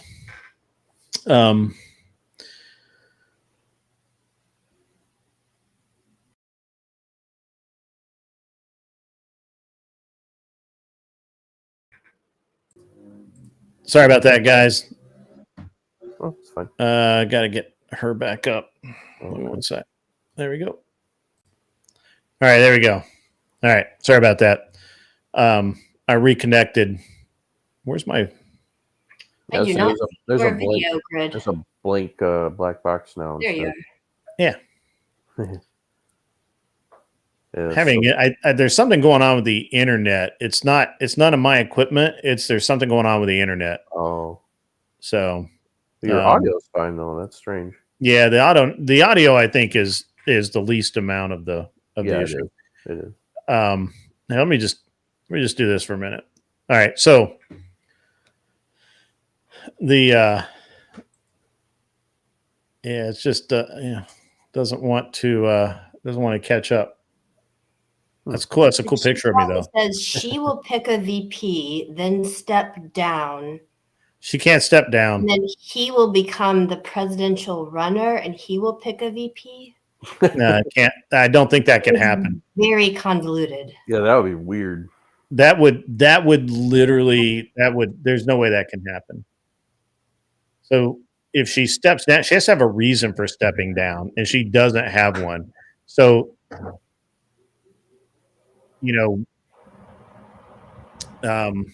mean, they can potentially have a brokered convention and select someone else. Yeah, I was gonna say it's not much But point in I doing it don't now. think he would step down. Yeah, because I mean, why do that right now when the election's coming? And it's been very bizarre to me how everyone suddenly just threw their support behind Kamala, because she seemed like probably one of the worst selections compared to Newsom or Michelle Obama or someone in that vein. Well, you have to understand how the delegates work. So if they see Pelosi and everybody else in the party leadership saying, hey, we're all going to get behind this candidate, the delegates are going to see that and they're going to be like, makes sense to me. Let's do it. Especially the Democrats, because they're all kind of a monolith. Like, they're just that's just what they do. But I think if the convention came around and they have somebody else, I don't think that it's a guarantee. I think it's a guarantee right now because that's all people are talking about. And people are sick of Biden, and they're just like, yeah, let's do it.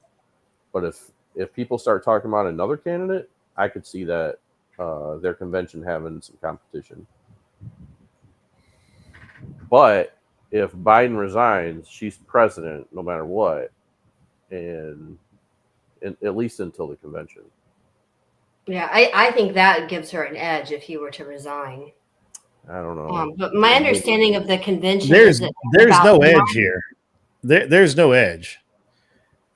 There's no at edge. the convention, there's about 900 something uncommitted delegates, and then there's around like 1,300 or so committed delegates based on the primary results from each state. So it actually doesn't take that many of the committed ones to switch over and then get enough uncommitted. But it won't matter because none of those delegates can get the war chest. That's true. So that's that's why nobody primaried against him to begin with.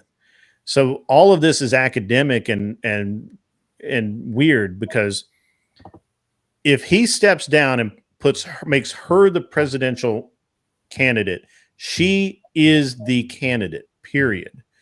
It doesn't matter. Nothing else matters.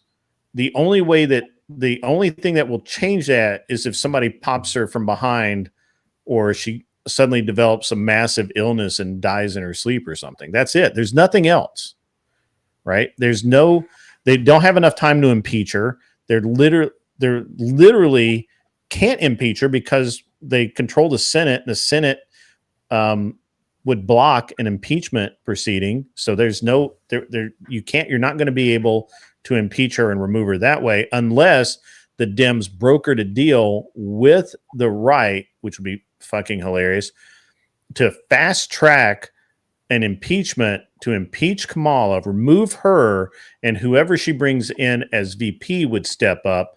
And even that is crazy talk.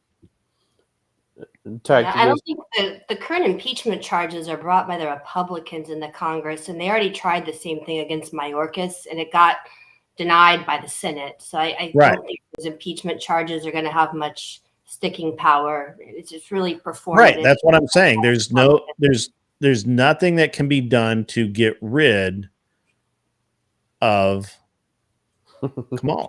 You're just not going to get. You're just not going to. There's nothing that can be done to get rid of her, except the exception is if Biden stays in, he does not resign the presidency, which I don't think he will do. If he doesn't resign the presidency, and they go to the convention, then maybe something happens, right? Like, I'm not even sure about that.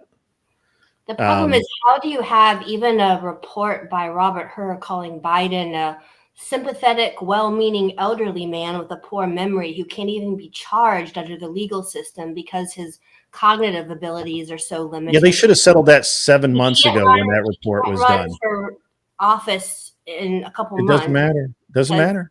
How do you keep him in place at this point? The same way they have for the last 7 months. Why are you at? That's a silly question. That's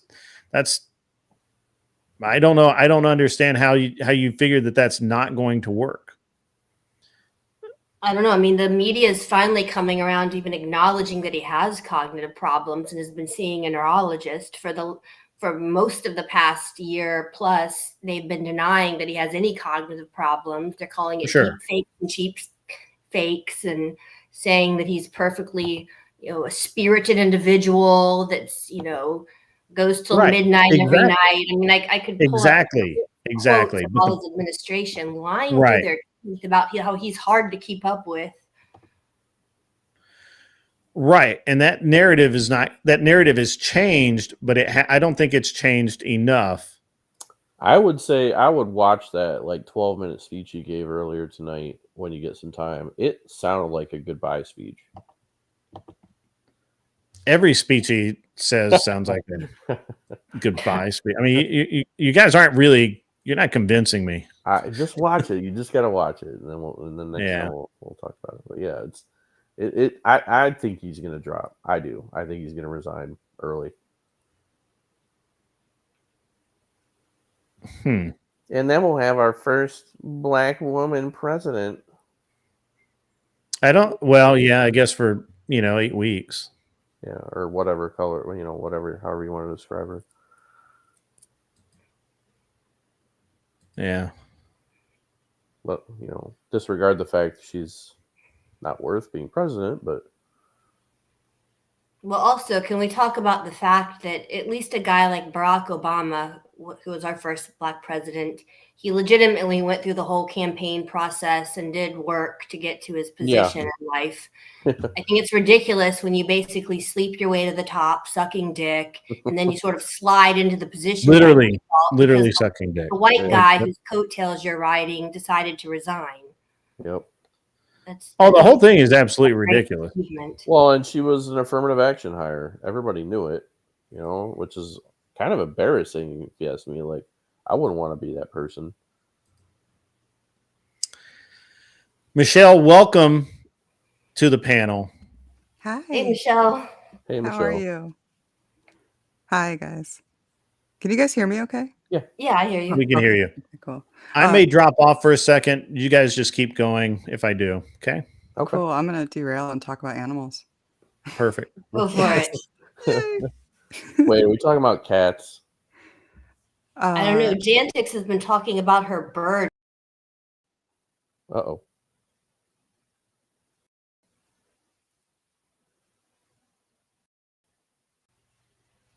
That was interesting. We all back? We're slowly He kicked coming everybody back off. online That's so there. funny. Yeah, I think he went off and took us with him. Yeah. Oh, no. I think we're back, though. I think yeah. we're back.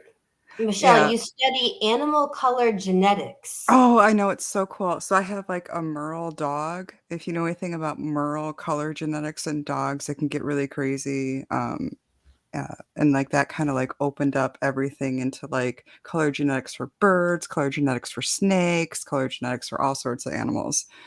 Did you know humans have stripes? No. Yeah, we have stripes. Other than wrinkles. No, we totally have stripes. Yeah. We just can't see them. All right. But animals can see our stripes. It's weird. So a hamburger? No. Well, as the embryo developed, there is a sort of pattern of it's in blocks, if you want to put it that way, stripes down the body, where as genes become expressed. And then what's interesting is for every cell in your body, you will turn on certain genes from your mother or certain genes from your father. And that tends to follow more, I'm going to call it a calico cat pattern, because in the cats, their colors do that. And it's why you get those kind of multicolored cats. Yeah, those calico cats are usually female too. That's interesting about them. When I was growing up, I had like one of those 6-toed cats. Yeah, the polydactyly is actually very common in cats. Well, like it's funny. It's common in certain areas. Like I think Grid's coming back. Is that what's going on here? he's trying. Is he locking himself out? Is that what's going on? Something's happening. It's just I'm trying to get my camera to there's something going on with the camera's working fine, but for whatever reason the it just does not want to do anything. It keeps telling me my video's been disabled. I'm not really sure why. Oh yeah, don't put the blue dog with the Merle dog because you have too much color deletion between those two like genetic alleles, I guess. Blue is actually just black diluted, and if you put it with Merle, that already has like dilution behind it, and you want to double dilute your dog. That actually happens with so many pit bulls. So many pit bulls have like really bad allergies and really bad skin issues, really bad eye issues, because you get these people that are stupid and breed diluted coated dogs to other diluted coated dogs. So don't do that. Don't the Merle dogs have issues with like their vision and their hearing as well that's genetically linked? If you do like too much of the Merle gene, so they say like a double Merle is dangerous, but there's actually ways to do double Merle that's like technically safe or like less problematic. And you actually have to like get the genetic testing that measures the genes of Merle that they have. So like my dog is like the most hyper Merle that you could possibly get. I will never breed him. Because he's like, you just shouldn't. It'll it just causes more issues. So word based. Yeah, you can have a carrier that doesn't show it. That happens. Talk about animals and shit. I could talk about animals all day. I'll totally take over Grid's panel and talk about animals. Hog noses are the drama queens of the snake world. That's hilarious. They seem like they would be the drama queens of the snake world for real. Is there a genetic defect that makes a cackling presidential nominee? Yeah, I think it's the blue. The blue coloring. That is a unique genetic combination of Indian plus Jamaican former slave owner genes that combine to form that unique creature. Damn. Oh, yes. With a little mix of freedom. Rotties are great. I like the old school. I actually grew up with a shit ton of Rotties, show quality Rotties, because people around me in the neighborhood were breeding them. So I like the old school Rotties from like the 80s and the early 90s. I think the American Rottweiler right now, like the ones that they have at the show quality Rottweilers right now that are not like imported from Europe, are really weird looking. They have like snipey faces and really round heads. Like they're just strange to me. And Americans also did the same thing to the German Shepherd with that horrible slope back. It's bad. But Rottweilers are really cool dogs. They're really amazing for families. Well, I think on that note, I'm gonna head out. I gotta get. He gone. We feminized it way too much. Yeah, that you got him.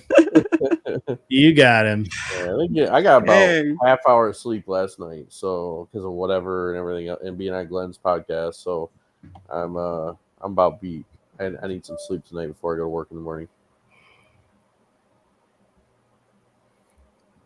You guys okay, I believe you. with genetics and anything else you got going on. Good luck with your camera. As somebody who works in IT, I will say make sure you turn it off, turn it back on if you can't get it to work otherwise. Yeah, it's just being weird. I think what it wants me to do is like restart the entire stream to make my camera work, and I don't think that is what I want to do. Right. Yeah, that's not fair. So I don't want to, you know, that's all right. You know, it's, I can go cameraless for a little while. Do you usually use Streamlabs? I do. I've been, I'm just been doing Streamlabs because the, StreamYard won't do the TTS.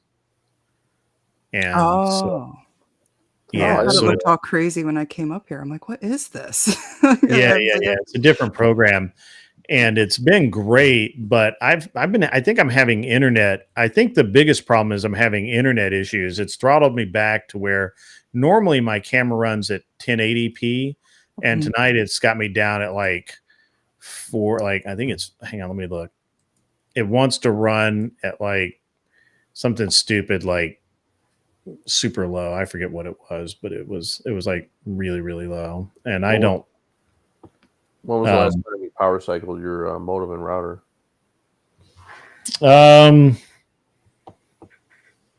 Not. It hasn't been that long ago. But it's been at least a day or two. So it's potentially that. So also that we've been having. I guess there's been a lot of people hitting the internet stuff. So you mean like DDoS and people? What's that? You mean like DDoSing and attacking people? You think somebody's gunning for you? No. I mean that the cars have been hitting nodes or whatever that that Xfinity's been sending me like we fixed your internet issue, and I'm like, I didn't know I had an internet issue. Yeah, they fixed it. Yeah, but it's been fine up until now. So I'm assuming that something just happened, like somebody just hit something like a half an hour ago when I started having all this problem. I was like, this is so weird. Like I've never have a problem. Yeah, and it was just like it started out with just the upload speed got really slow. Like it just slowed way down. Yeah. And I could I can look at my camera's perfect. I could look at my screen was frozen. I'm like, what the fuck is that all about? Yeah. So I think my upload speed went to shit. And well, what's weird is if your upload speed did that, you would think there'd be some kind of break in your audio a little bit. Yeah, maybe. I don't know. It is weird. So I don't know. It may be a software problem. I may have a software. There may be some kind of. I may need to reboot my computer. I've installed and uninstalled software and all of that. Yeah. So it may be time. I just may need to do some stuff. So it's fine. I don't mind being nameless and faceless for a while. It's fine.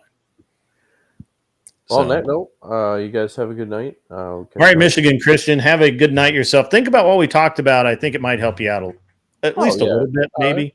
Yeah, a lot of it's stuff that I already know or I already do, but we all already know it, but we need to hear it like 10,000 times. Sure. Before also the Philippines is looking like an option too. I have a buddy of mine. Are you going to Passport Max? Is that I might. Really? Yeah. There's going to be Christian Passport Maxing? I love that. I have a friend of mine who did the same thing. He's an anesthesiologist, like Arthur Daya. Like me. Except he does something else too. I'll have to ask him because I actually didn't make the connection until I just said that. But he tried to date here in the States, and he just could not find the qualities that he was looking for. And he ended up dating this girl I think she is legit from the Philippines. and they have a great marriage. Yeah, Like, there's one thing that's a little weird. I mean, I'm sure there's a lot of things, but it's a little weird, weird. And that is that my understanding is that they expect you to take care of their parents too. So that's a little different, but it's a cultural Yeah. thing. You know, everybody takes care of everybody basically. So, But I mean, from what I understand, they really like American men, not just Yeah. for the money, but just in general. They also appreciate older men. Not that I'm that old, but as opposed to getting the ick, they actually respect that to some degree, from what I understand. So, yeah, I don't know. Maybe try the Philippines. But yeah, all I know is, as a matter of fact, now that you mentioned it, now I'm gonna have to call him. I'm gonna have to message him and see what's up. So I hadn't talked to him in a while, but yeah, he really, they seem to have a really good relationship. You know, now he's basically the only guy I know personally that's done it, but he has a pretty good relationship, and you know, his wife is not a psycho, so you know, I guess that's basically all you can hope for, right? Yeah, don't marry one that just wants a green card. That's crazy. Yeah. So how did he actually go about meeting his wife then? Because like Grid, with your wife, you just happened to meet her in the States and she happened to be from China. Yeah. Well, she was over here for school for sure. For anything. Like, So did he go over to the Philippines? Yeah, I think he took like a month vacation. Like he had a bunch of vacation time saved up anyway, because you know how that is, right? You're in the same job, so he just didn't take it was very hard for him to get any vacation, and when he did, he just basically said, "I'm checking out for a month," and he took all of his vacation in a block, and then he yeah, that's what I'm thinking, Viking. I did unplug the camera, and it probably is something in Windows or the driver. So I was literally just gonna say you should ask Viking for advice. Yeah. Then it just like pops up and starts. Well, doing all of that. already figured it out, but yeah, it's fine. It'll work. I did all the things. I'm very good with technology. My old man voice. He, as my understanding is he went over there for about a month. I think he might have gone through like a dating agency that vetted the girls to some degree so that, they weren't criminals. They weren't, like whatever, psychos. And, I guess he dated a few girls and he settled on this one, and I don't really know the rest of the story from there, but from the pictures, what it looks like is that he went over 2 or 3 more times. They dated off and on for a while, and then I don't know. I don't know the rest of the story. I'm just going by what little he's talked about, because I don't ask. Like, it's not my business. So yeah, but yeah, and I actually know a couple who is well, I know a lot of Filipino people, and I know a couple that are just awesome. They're in Texas. They're super good people. They used to be in Tennessee for a long time, and they're just really, really good people, and can't say enough good things about them. And then I have my buddy Johnny Lim. He's Filipino as well, and he's very well known over there, and he's a good guy too. So I don't know actually any like bad Filipino people, but that doesn't. But I know like maybe 20 total. Yeah. So not a big population there too, from what I understand. Yeah, I think that it's I think Filipino is just one of those that just kind of naturally works with the U.S. because we were based there, and they have a deep cultural appreciation for what we did for them in World War II. So, there's that. I have another friend of mine who was in a PMC, and he was over in the Afghanistanish area for a long time, and he ended up dating and getting this Thai girl pregnant, and ended up married. I think they're married, but she will not move to the States, and he doesn't want to move there. So it's a very strange and diabolical situation, and it's pretty crazy, to be honest. Yeah. Pretty nuts. So, but I'm not like super into the passport bro thing, but I understand how hard it really can be in the US. We've for several decades now, we've had the princess complex going on, where every little girl in America is told that she's a princess, whether she is or not. And Yeah, she's hypergamy. definitely not taught to be a princess. So, Yeah, just something I thought about. It, Yeah. and there's a lot of people that would pass bro just for hookups and all kinds of stuff, So I mean, I wouldn't even if I went to the Philippines, I probably wouldn't even consider myself part of that crowd. But certainly, my understanding is there are teachers of how to get there and what to do and everything else. Yeah. There's definitely. I could ask my buddy, and I don't know how open he would be about it, but my guess is that I'm 90% sure, because I remember him talking about it, that he went through a service that vetted the girls that he was going to meet. Yep. So that they were not, bad people. Take him for his money or something. Yeah. Right. Yeah, they weren't bad people. They weren't connected to criminal elements or anything like that. So I couldn't tell you any much more than that. Again, I don't necessarily agree with it, but I also don't disagree with it. Sure. And like Japan right now, I think is actually paying men to move there to really meet women. Yeah. Because they actually, my understanding is they don't want people that, for example, can't speak Japanese, things like that. Yeah, that's on the table right now. I just read an article the other day. Now, again, look, when you read an article, it's tough to tell how accurate these articles are, right? I don't read Japanese, so I can't read the actual articles. So, well, there's a difference too. Japanese, you're probably less likely to meet someone that speaks English and less likely to find a Christian. No, I think that a lot of the so Filipino definitely are far more Christian than Japanese, but I still think, but it is actually, the Japanese are, a lot of them speak English a lot, and it's a matter of pride that they do. And I don't know what their viewpoint on religion is, but a lot of them, I think, are. And yeah, they learn English and like all the culture in school super, super early. They get like almost like Yeah, Americanized. I think that's more so the ones in like Tokyo, but like if you go outside the city, I don't think it's that way.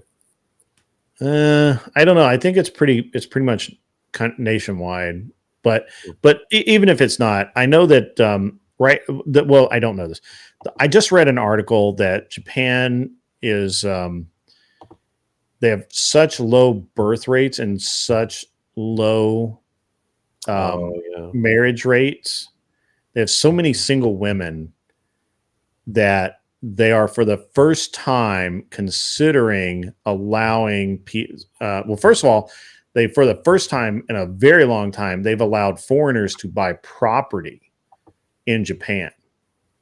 Like, I can buy a house in Japan for I can buy a reasonable house outside of a major city, not far outside, but outside a major city in Japan.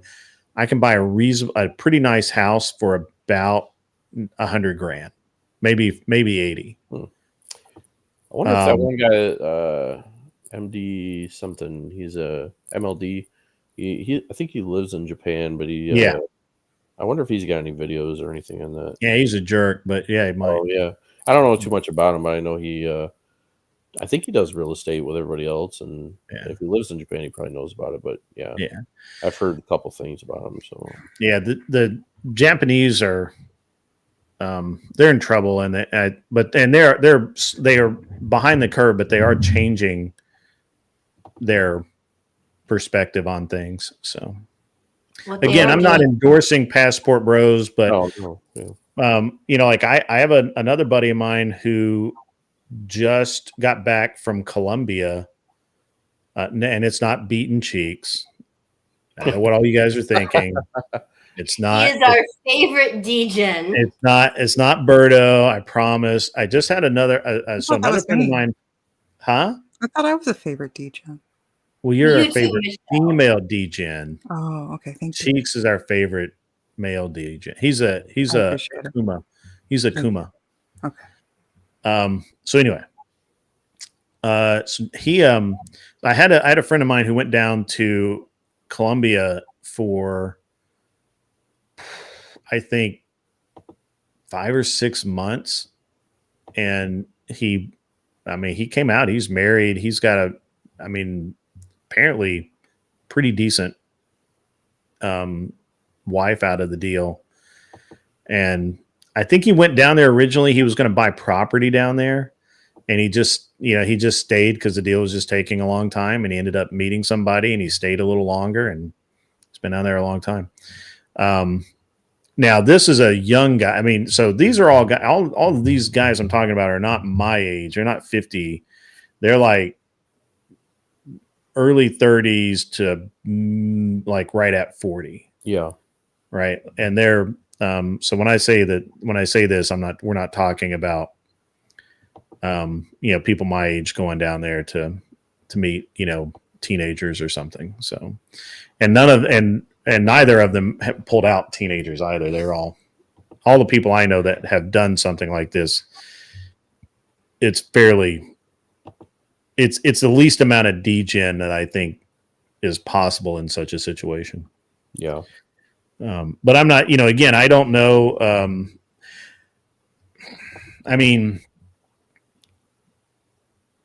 We just have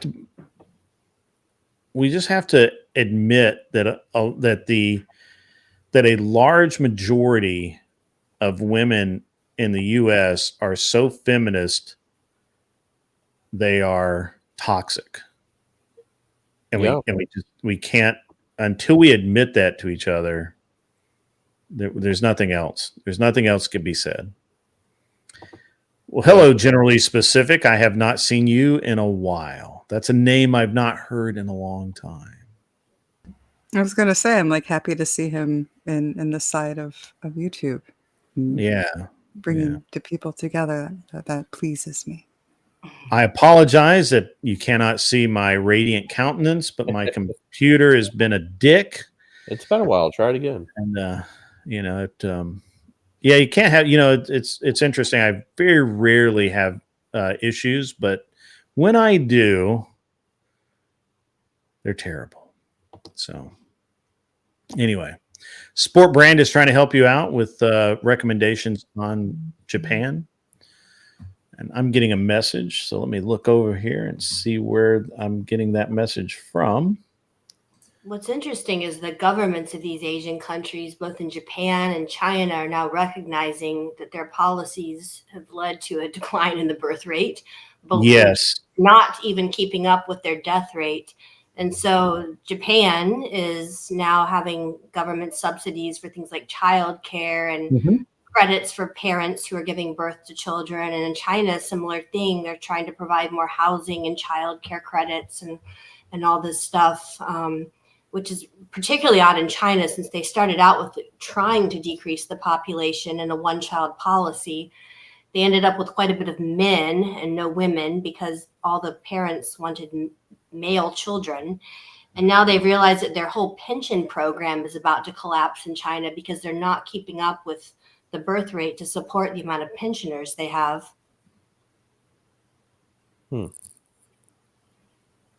Interesting, Sport Brand. Thank you.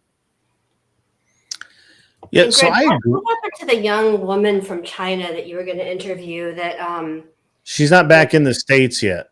okay, Yeah. So China does not like the tubes. So they've actually banned YouTube in China. So to get on YouTube in China, you have to have a VPN that the yeah. Chinese government hasn't already blocked. So, it's pretty terrible.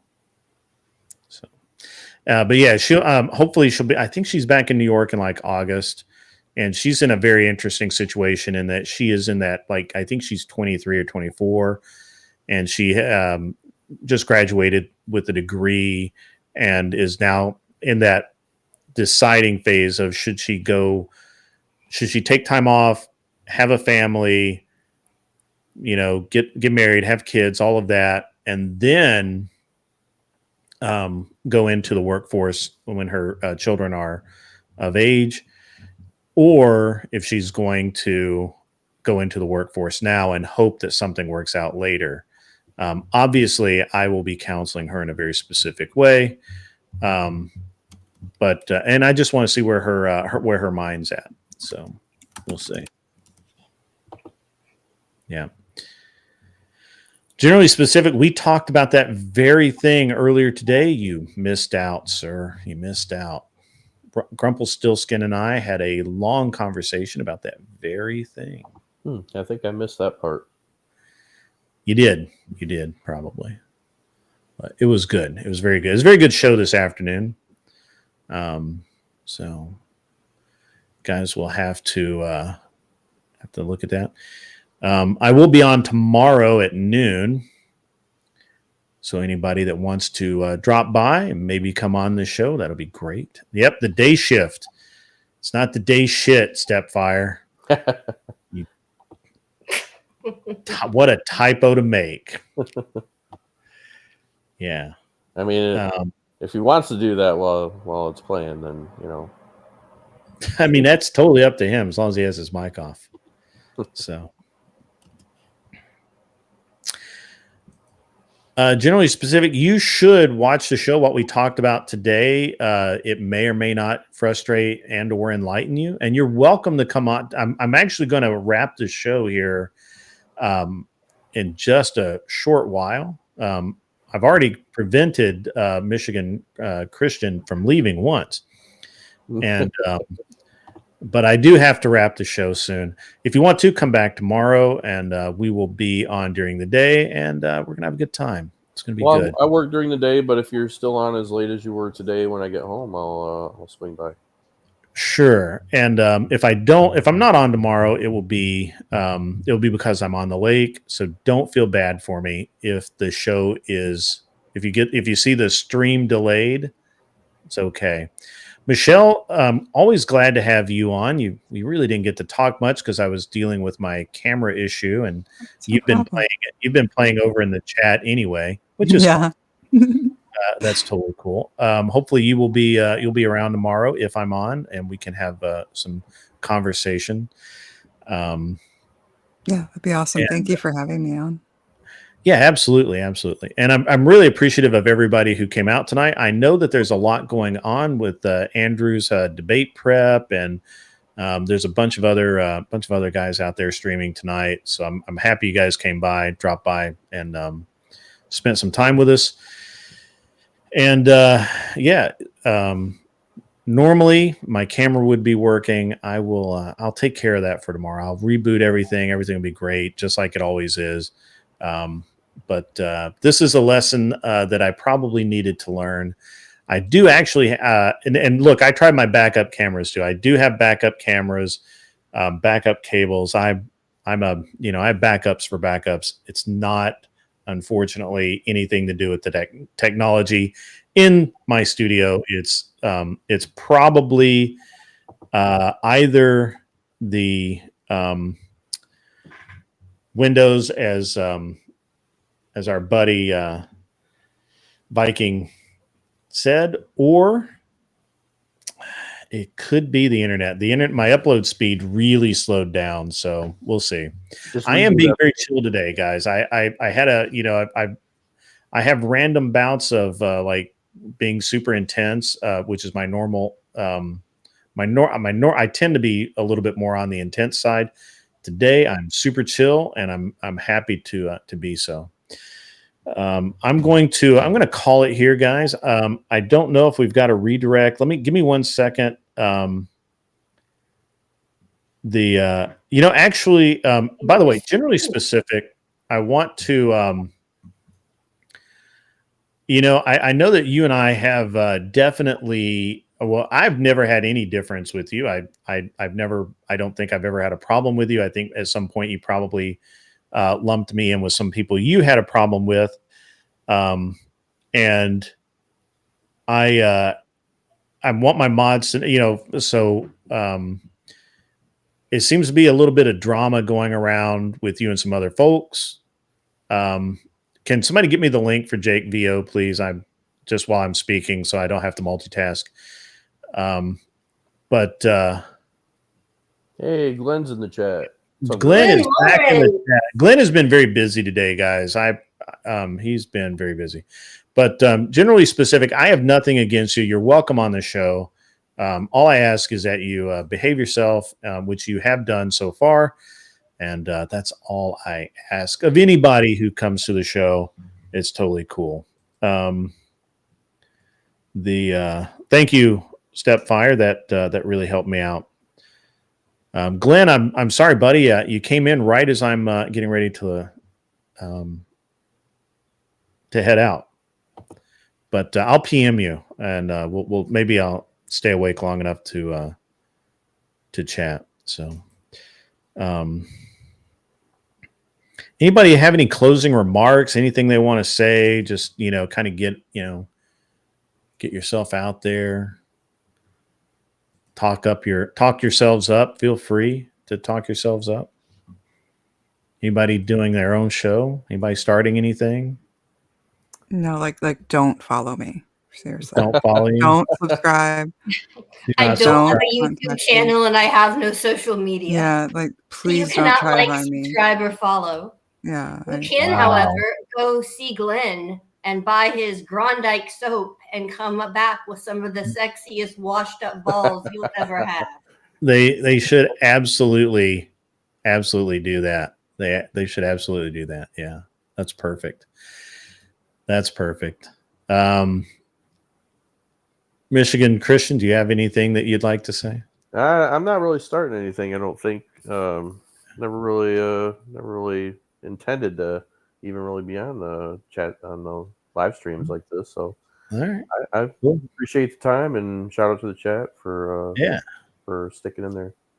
Great. All right, Glenn. If I can stay awake long enough, I'll DM you over in Discord.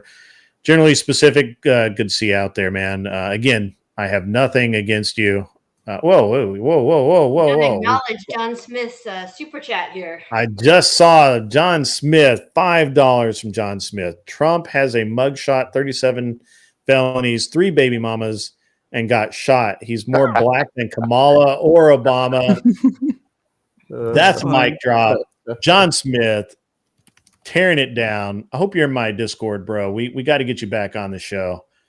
That was awesome. Really appreciate it, man. Thank you so much for that. That'll end it out pretty well. You guys, wow, we'll end on that one. Yeah, Trump is 50 billion, not 50 cents. That's awesome. I love that. You guys are awesome. All right, guys. I don't care where you go, but you can't stay here. I'm going to send you over to VO Pod. Hopefully Jake is on it tonight. I got to say it. Get off my lawn.